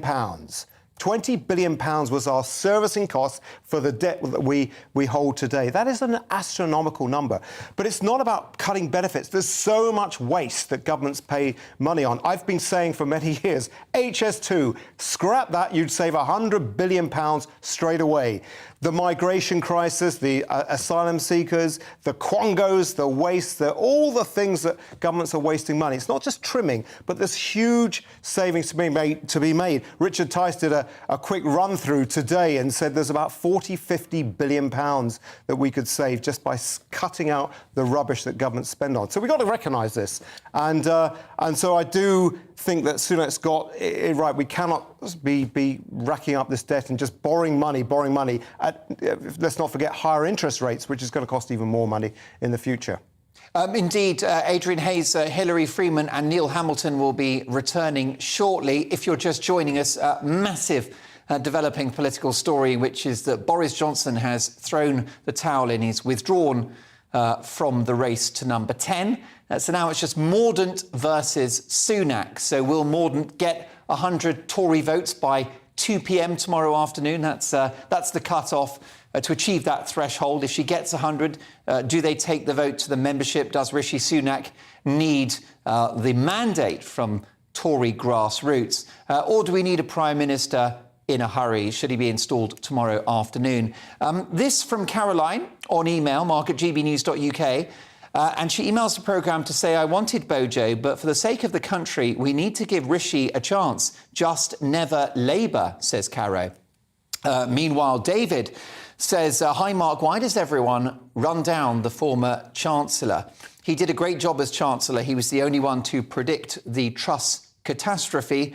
He was not the only one to stab Boris. Half the Conservative Party did, not to mention what Boris did to himself. He's obviously the best person to run the party professionally. That's from David. How about this from Frisbee, who says, Mark, Boris has just shown he cares more about the Tory party image than Rishi Sunak. Sunak wants the premiership more than unity in the party, even though he knows if it went to the membership, he would be rejected once again. Christine is so angry. Hi, Mark, I'm fuming. I voted Conservative with Boris as leader. I do not recognise Sunak as my PM and will not be voting for them again. Disgusting behaviour towards Boris. And last but not least for now, this is damning from Howard, who says, hi, Mark, I hope Rishi realises and is content with knowing that he is, at best, his party membership's third choice for PM. Keep those emails coming. We're going to get reaction from across the political spectrum. We're going to speak to some of the biggest names in the Tory party. Speaking of which, let's catch up now with former MP Sir Gerald Howarth, who joins us in the studio. You were in the Commons for a long time. Have you ever seen political drama like this, Sir Gerald? Oh, yes, of course, Mark. We've seen all this before. Thatcher in 1990, her defenestration, I suppose. Absolutely, when she was knifed by the Pygmies in the Conservative Party, the most successful post-war leader that not just the Conservative Party's had, but the country has had. She restored Britain's fortunes after basically being the sick man of Europe, after years and decades of socialism, and she had a proper free market conservative agenda. And 3 landslide election victories. 3 victories. The emancipation of the working class of this country, letting them buy their own council flats and council houses, and to think big for their families and their loved ones.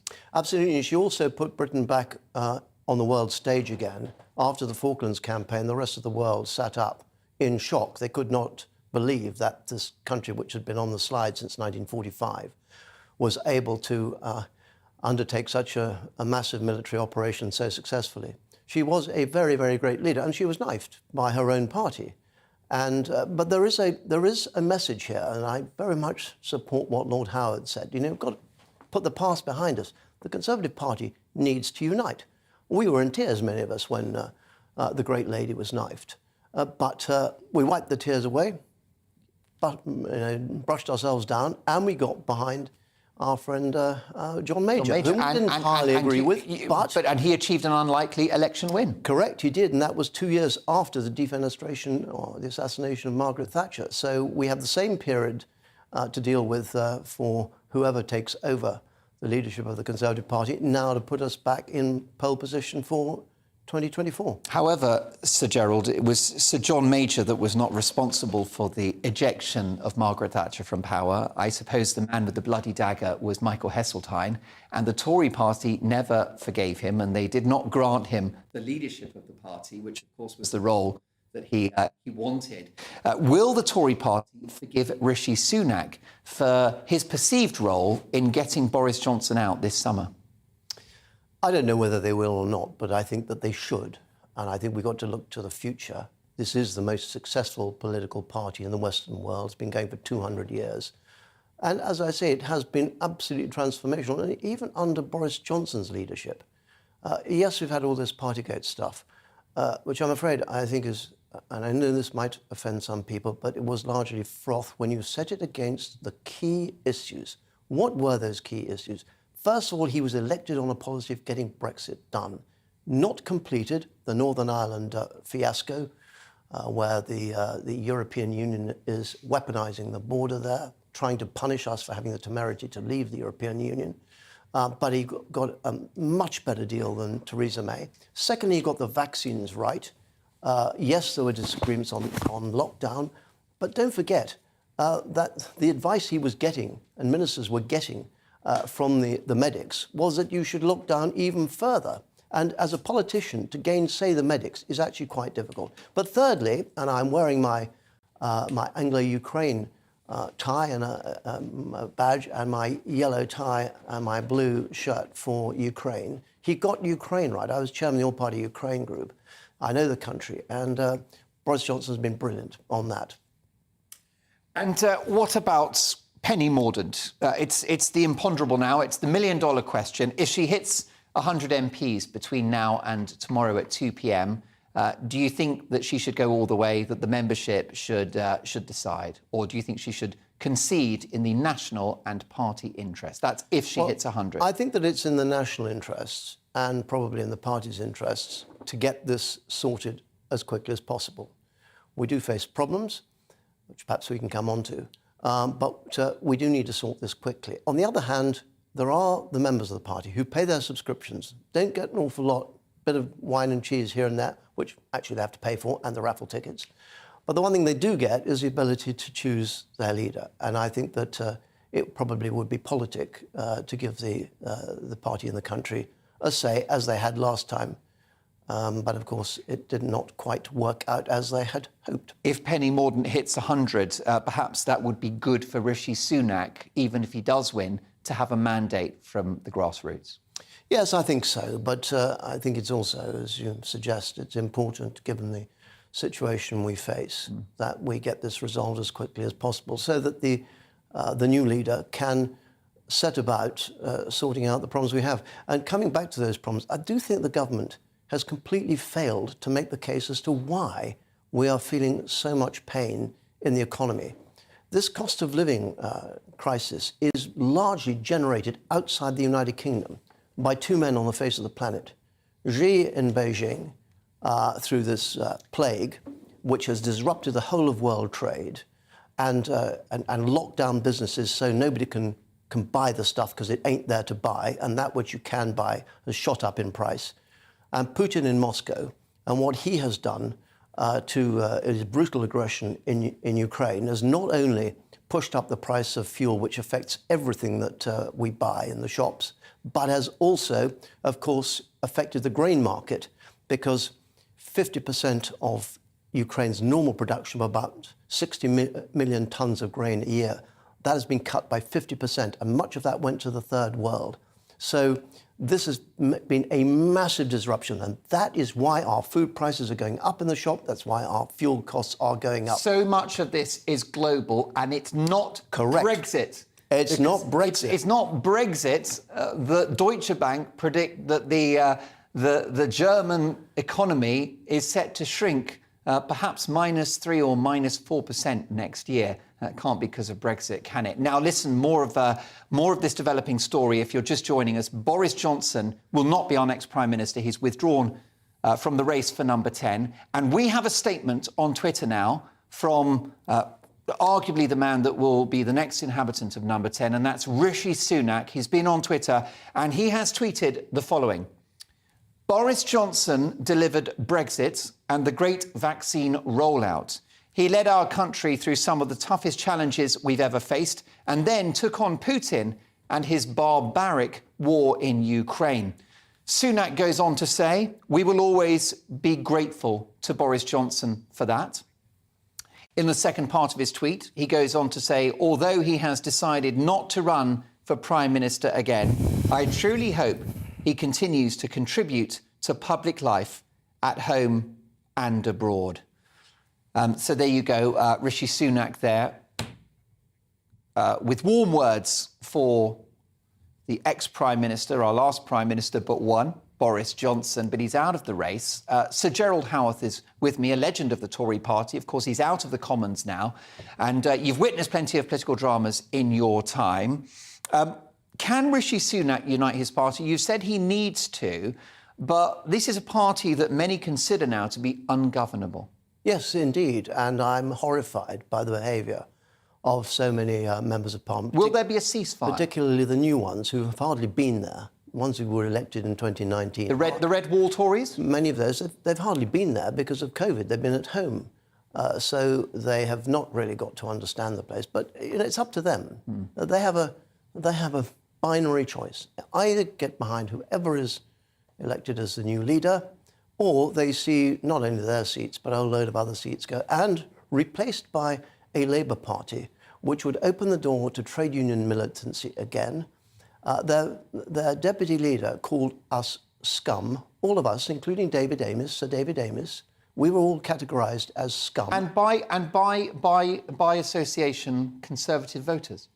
By association, Conservative voters, absolutely. And when I was at the party conference with friends the other day, we went to go and collect our passes, and there was a baying mob, largely middle-class people, but still baying mob with megaphones, shouting Tory scum, Tory. These are the people who would take over the country. A party which is led by a man not only supported Jeremy Corbyn, but seems incapable of defining what a woman is. I mean, the opportunities for wokeism, the opportunities for tax and spend on an even grander scale, the opportunities for even further levels of migration into our country. That is what we could expect from a Labour government, and the people of this country need to be clear about that. And the Conservative Party, therefore, has a duty to come together to make sure that it has a coherent vision to set before the people, a free market vision, a vision for a growth-led economy, as Liz Truss set out, which I thought was absolutely right, and remind people what the alternative is. But if they continue to fight each other, people don't vote for a divided party. And tell me about the composition of Rishi Sunak's cabinet. We can't assume he's going to be our next Prime Minister. Penny Mordaunt may pull one out of the hat, but you know, we spoke to our political editor, Darren McCaffrey, who is brilliantly well connected, and he thinks it's more than likely that Rishi Sunak will be our next Prime Minister, either tomorrow afternoon or certainly by Friday. So assuming that is the case, tell me about the composition of that cabinet. I mean, is there a place for Michael Gove? Is there a place for Boris Johnson? Well, that is up to the new Prime Minister, but I do what think does he need that... to do? The perception, Sir Gerald, is that Boris's cabinet was full of Brexiteers and Boris loyalists. Some would argue a rather talentless bunch, but who had, you know, essentially supported him in his leadership bid.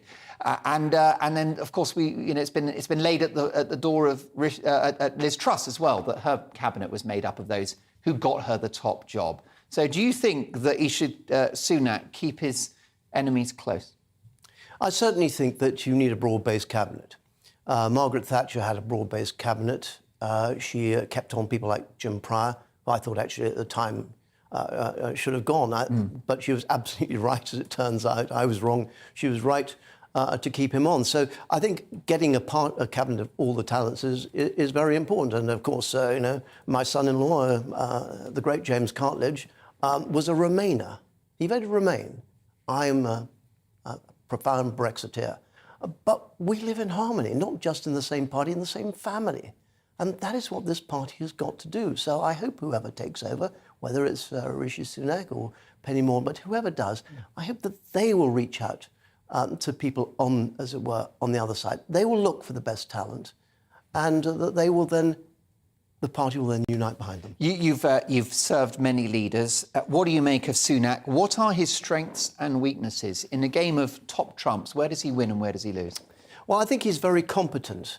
And I think that one could expect from his leadership a competent administration. What he's got to be careful about is not being captured by any of the departments. That is a problem which I'm afraid some ministers get, that they get captured by their departments and they fail to pursue their own vision of what they want the department to do.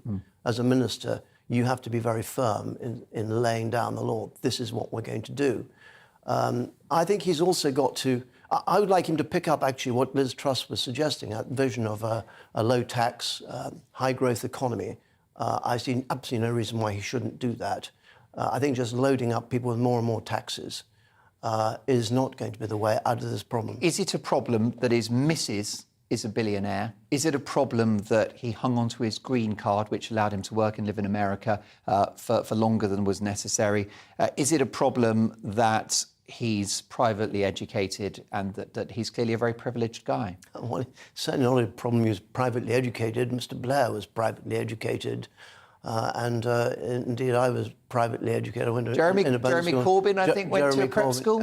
Absolutely. So there is no shame. Indeed, it's a great honour to have been privately educated. But as far as the other issues you mentioned, he's not the only one who had a green card.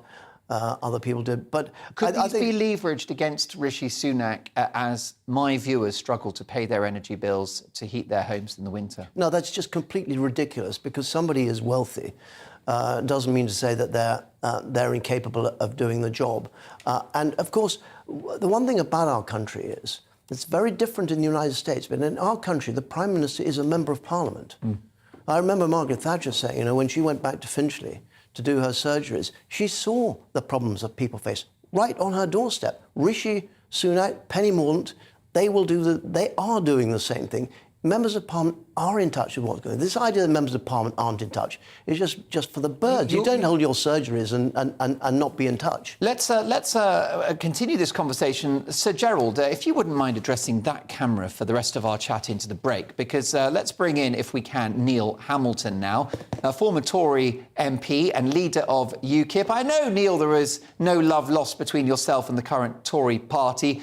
However, you served Margaret Thatcher, and you were in the House of Commons as a Tory MP for a long, long time. What do you think Margaret Thatcher would make of the current political drama, and what would her view of Rishi Sunak be? Well, that's an imponderable, really, but I think that she would have supported the Liz Truss agenda. She wanted to have an enterprise economy in Britain, and she wanted to reduce the power of the state in people's lives. And she would have been in favour of allowing people to keep more and more of their income rather than the state taking it away from them.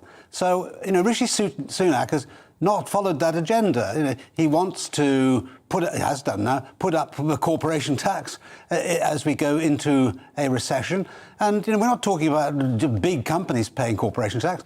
All the small businesses, small traders around the country, 5.6 million businesses, will see an extra 6% taken off their bottom line of their businesses at a time when things are going to be very, very tough. This is not the answer, I think, to the country's economic problems. Far from it. I suppose there's this to be said about Rishi. He could get his wife to pay off the national debt, and that's something which we might suggest to him. Definitely. That'll get everybody voting for him in the next election. Maybe Christine, your other half, could chip in as well, Neil. Can we now talk about Brexit? Because I'm in a wonderful Brexit sandwich here. Both of you are keen Brexiteers. And of course, Leave Means Leave. I think that was an organisation that you've been part of in the past, Sir Gerald Howarth. You're also the chairman of Conservative Way Forward, which is a Thatcherite pressure group. So I'll ask both of you, but I'll start with you, Sir Gerald. Is Brexit safe in the hands of Prime Minister Rishi Sunak? Well, Rishi was a Brexiteer. He voted Brexit, and I very much hope that he will ensure that Brexit does mean Brexit. But is he going to roll over on the Northern Ireland protocols, Sir Gerald, which divides our country down the middle? It certainly does divide our country down the Irish Sea, and that's a deliberate policy of the European Union. And I want to see a leader who is going to be tough on ripping up the Northern Ireland Protocol. Will Sunak do that, though? I don't know. Many are concerned that he's going to bottle it. I don't know, but I do want to say, since my great friend Neil Hamilton is here in the studio with me, he and I are bonded in titanium because 36 years ago this week, we triumphed in our libel action against the BBC. And if it hadn't been for Neil, I wouldn't be sitting here today, because he went into court for a week on my behalf because the BBC would not settle with me. And he said, if you do not settle with Gerald, you do not settle with me. And he did a brilliant job. And a young journalist called Mr. Simon Heffer, he reported the shenanigans in the Daily Telegraph and what our leading counsel, Richard Hartley, called a Goebbels type programme produced by the BBC Panorama programme. So it's great to be here with Neil. I know we're in different parties at the moment, but actually we are bonded in entertainment, and indeed we share the same philosophy. And we want our party, and I'm sure Neil would really like this, we want the Conservative Party to adopt that agenda which he has just spoken of. And that is what I think the country needs. And there will be a clear choice. If Rishi Sunak does, if he does embrace that, there then will be a very clear choice, an even clearer choice at the next election between a Conservative Party committed to that kind of vision which was set up by Liz Truss and a Labour Party, which I've just described as more and more socialist, more and more immigration, calling us scum and incapable of defining a woman. So we have wokery on stilts.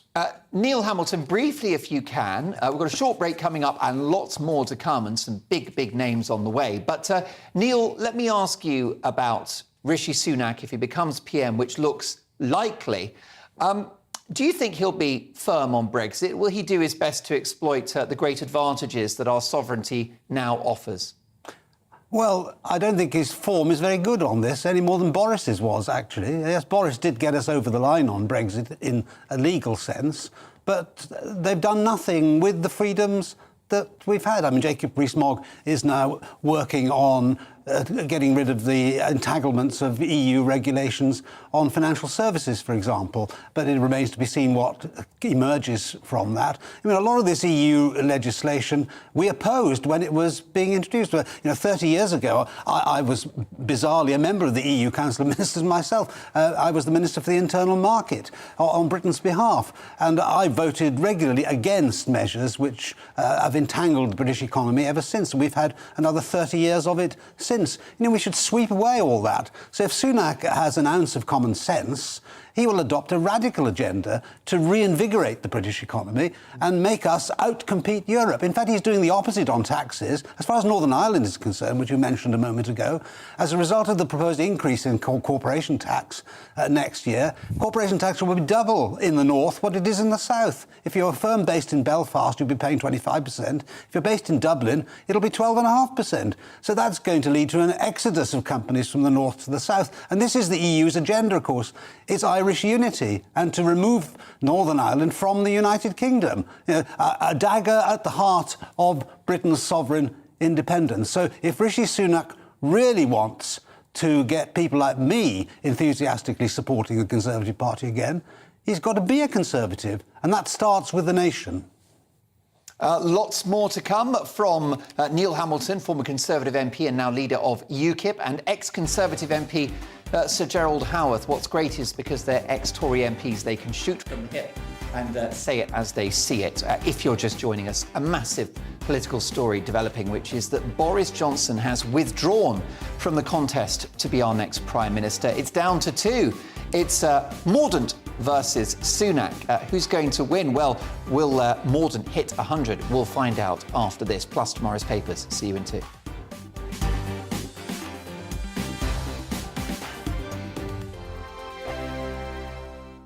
Weekday afternoons on GB News, we've got the whole of the UK covered. From 12 to 3, it's GB News Day with me, Mark Longhurst. And me, Gloria Di Piero. You'll get the very latest on everything that's been going on across our great nation. And from 3 till 6, watch out for GB News Live with me, Patrick Christys. I'm not here to mess around with all the biggest topics and guests. You will always be up to date. GB News Day and GB News Live from 12 p.m. Only on GB News. The People's Channel, Britain's news channel. Hello there, it's Eamon Holmes here from Breakfast on GB News. We're not just on your television and your screens, you know. We're on DAB plus digital radio, so you can listen to your favourite shows on the move. If you've not yet listened to GB News Radio, it's very simple. We're on your radio player and tune-in apps, on your smart speaker, phone or tablet, or online at gbnews.uk. Take us with you wherever you go. GB News Radio. You never have to miss a moment of the People's Channel. Join my show Farage, 7 p.m. till 8 p.m. Monday through Thursday, and there you will get opinion, analysis, debate, and I'll cover stories that nobody else dares to touch. You've been cancelled. Join the club. Oh my goodness me. And then for the last 15 minutes, talking pints. We're over a drink. We have a civilised conversation with someone. We very often disagree, but we do it in a grown-up way. Come and join me on Farage. Hello, I'm Simon Evans. Join me on GB News for Headliners at 11 p.m, where I'll be joined by two of the country's top comedians as we take a look at tomorrow's newspapers tonight. If it's a big story, we'll be covering it, I guarantee, but we'll also have some fun along the way. That's GB News Headliners at 11 p.m. We won't put you to sleep, unlike some of the other paper review shows out there. So join us, 11 p.m, 7 nights a week.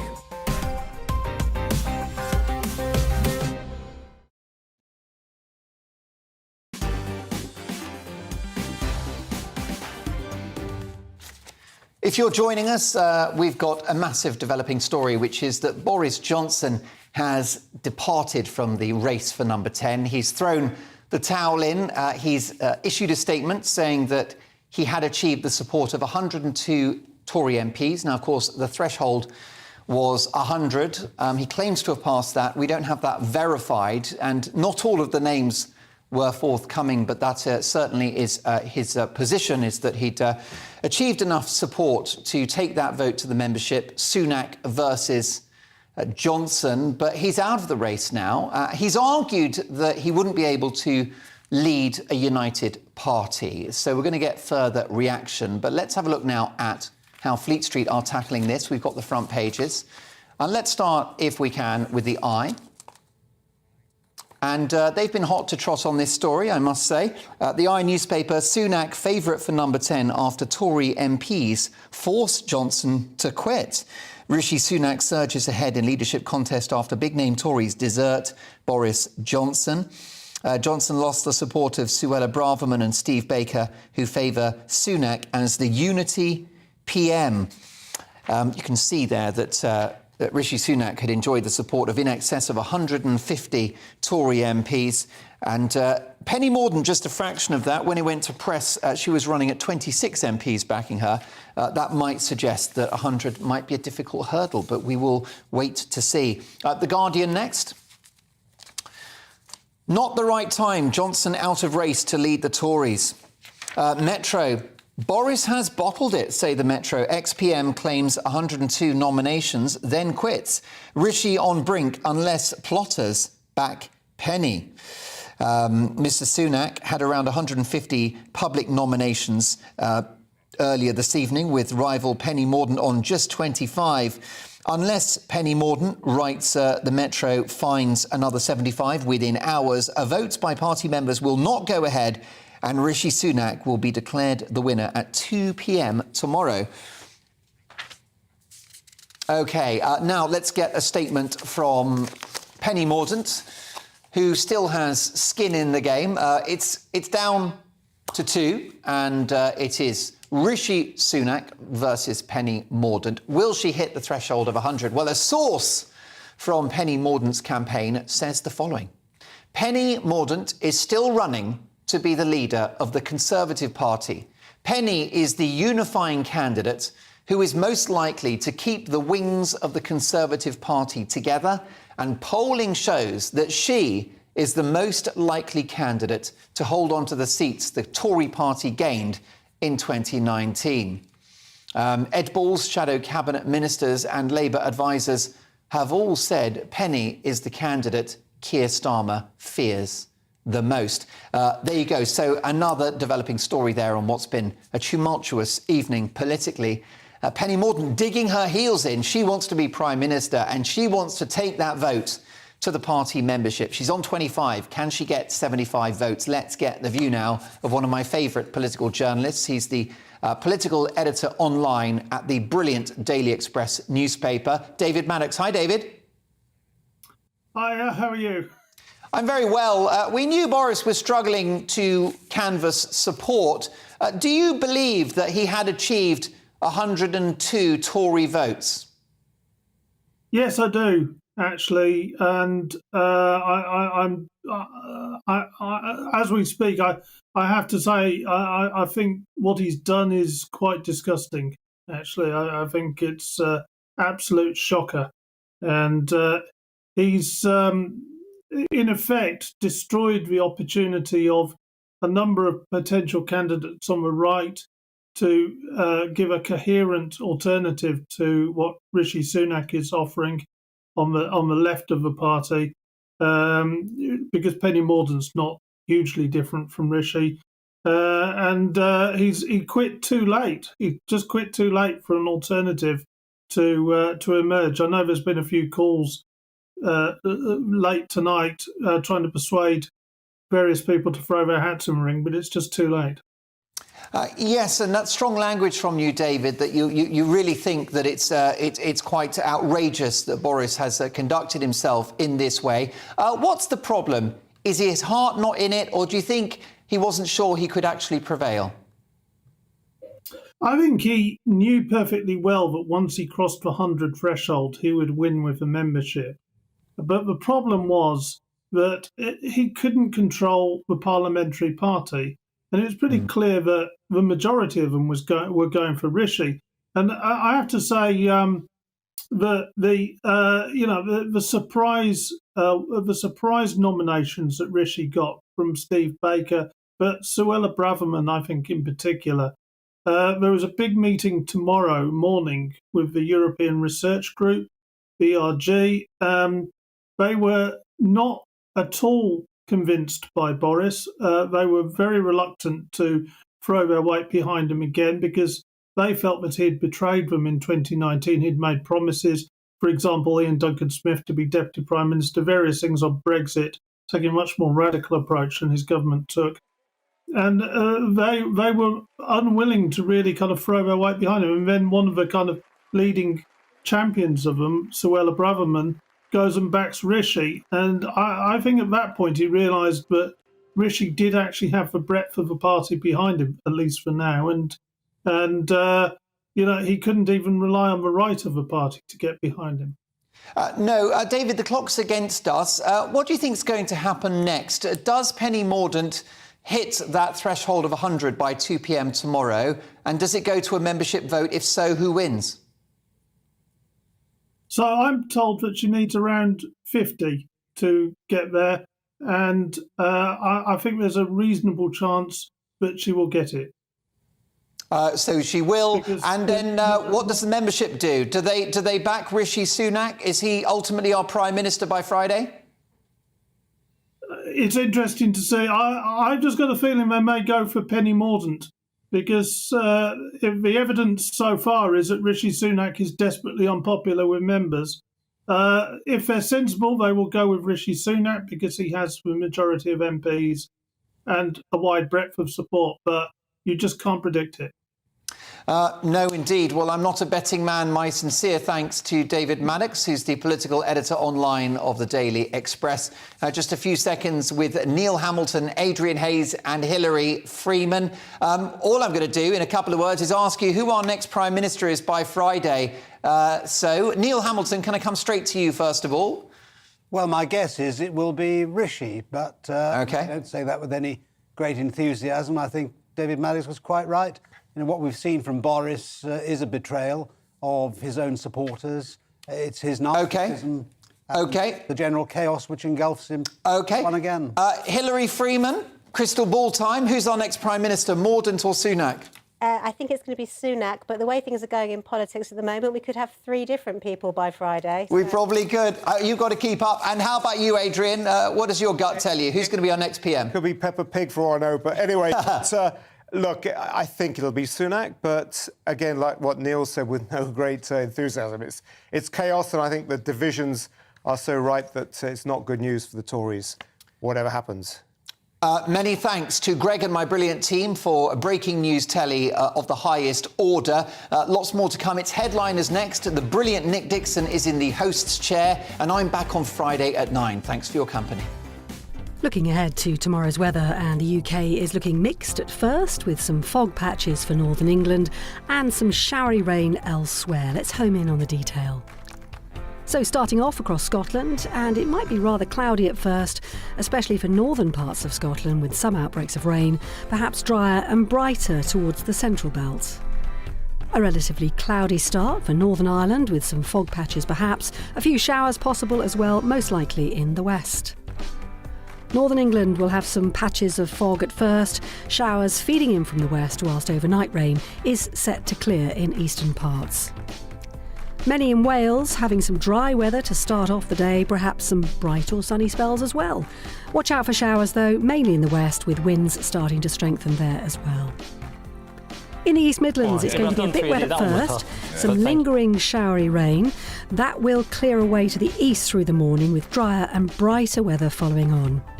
And a similar story across East Anglia, where the thundery showers that arrived overnight will be clearing away, and whilst it might be quite cloudy at first, it will eventually turn brighter. Towards southern counties, things mostly fine and often sunny throughout the morning. Still the chance of the odd shower pushing in on strengthening winds, those most likely near the coast. And showers continue to feed in on the blustery winds throughout the morning, drier further east with some decent sunny spells. And that's how the weather's shaping up during tomorrow morning.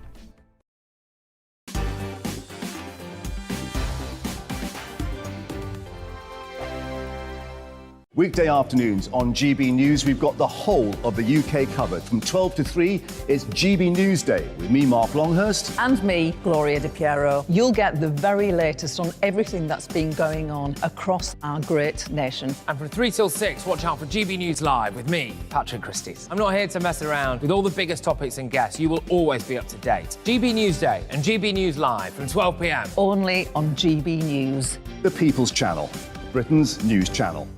Hello there, it's Eamon Holmes here from Breakfast on GB News. We're not just on your television and your screens, you know. We're on DAB plus digital radio, so you can listen to your favourite shows on the move. If you've not yet listened to GB News Radio, it's very simple. We're on your radio player and TuneIn apps, on your smart speaker, phone or tablet, or online at gbnews.uk. Take us with you wherever you go. GB News Radio. You never have to miss a moment of the People's Channel.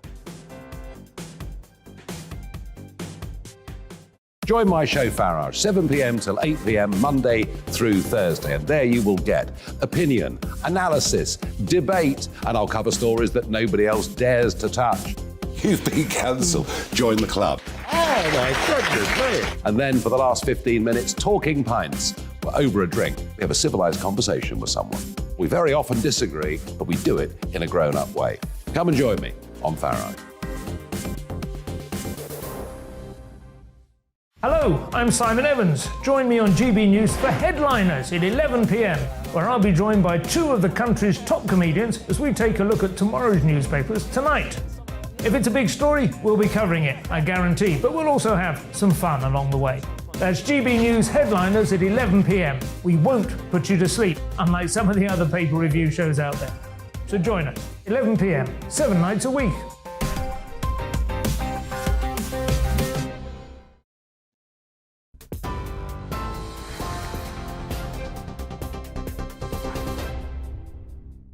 Hello, you with GB News this evening, and Headliners is next. First, let's take you through tonight's dramatic events in politics.